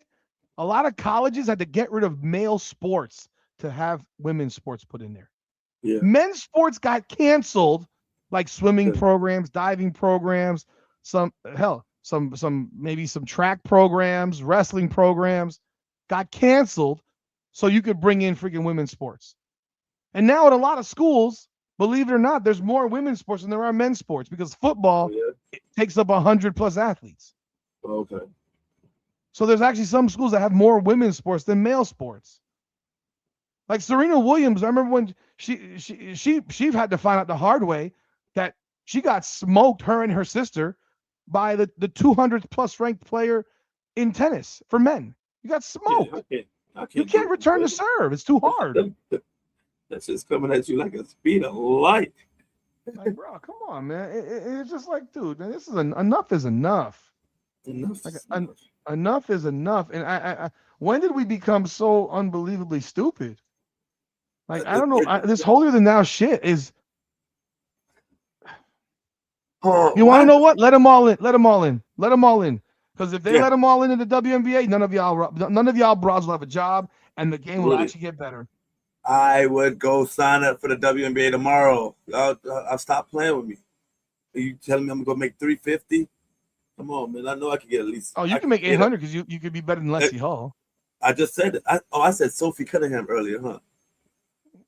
She was the one that said that. She was the one that said this stuff. That's what spurred all these people on. I meant Lex.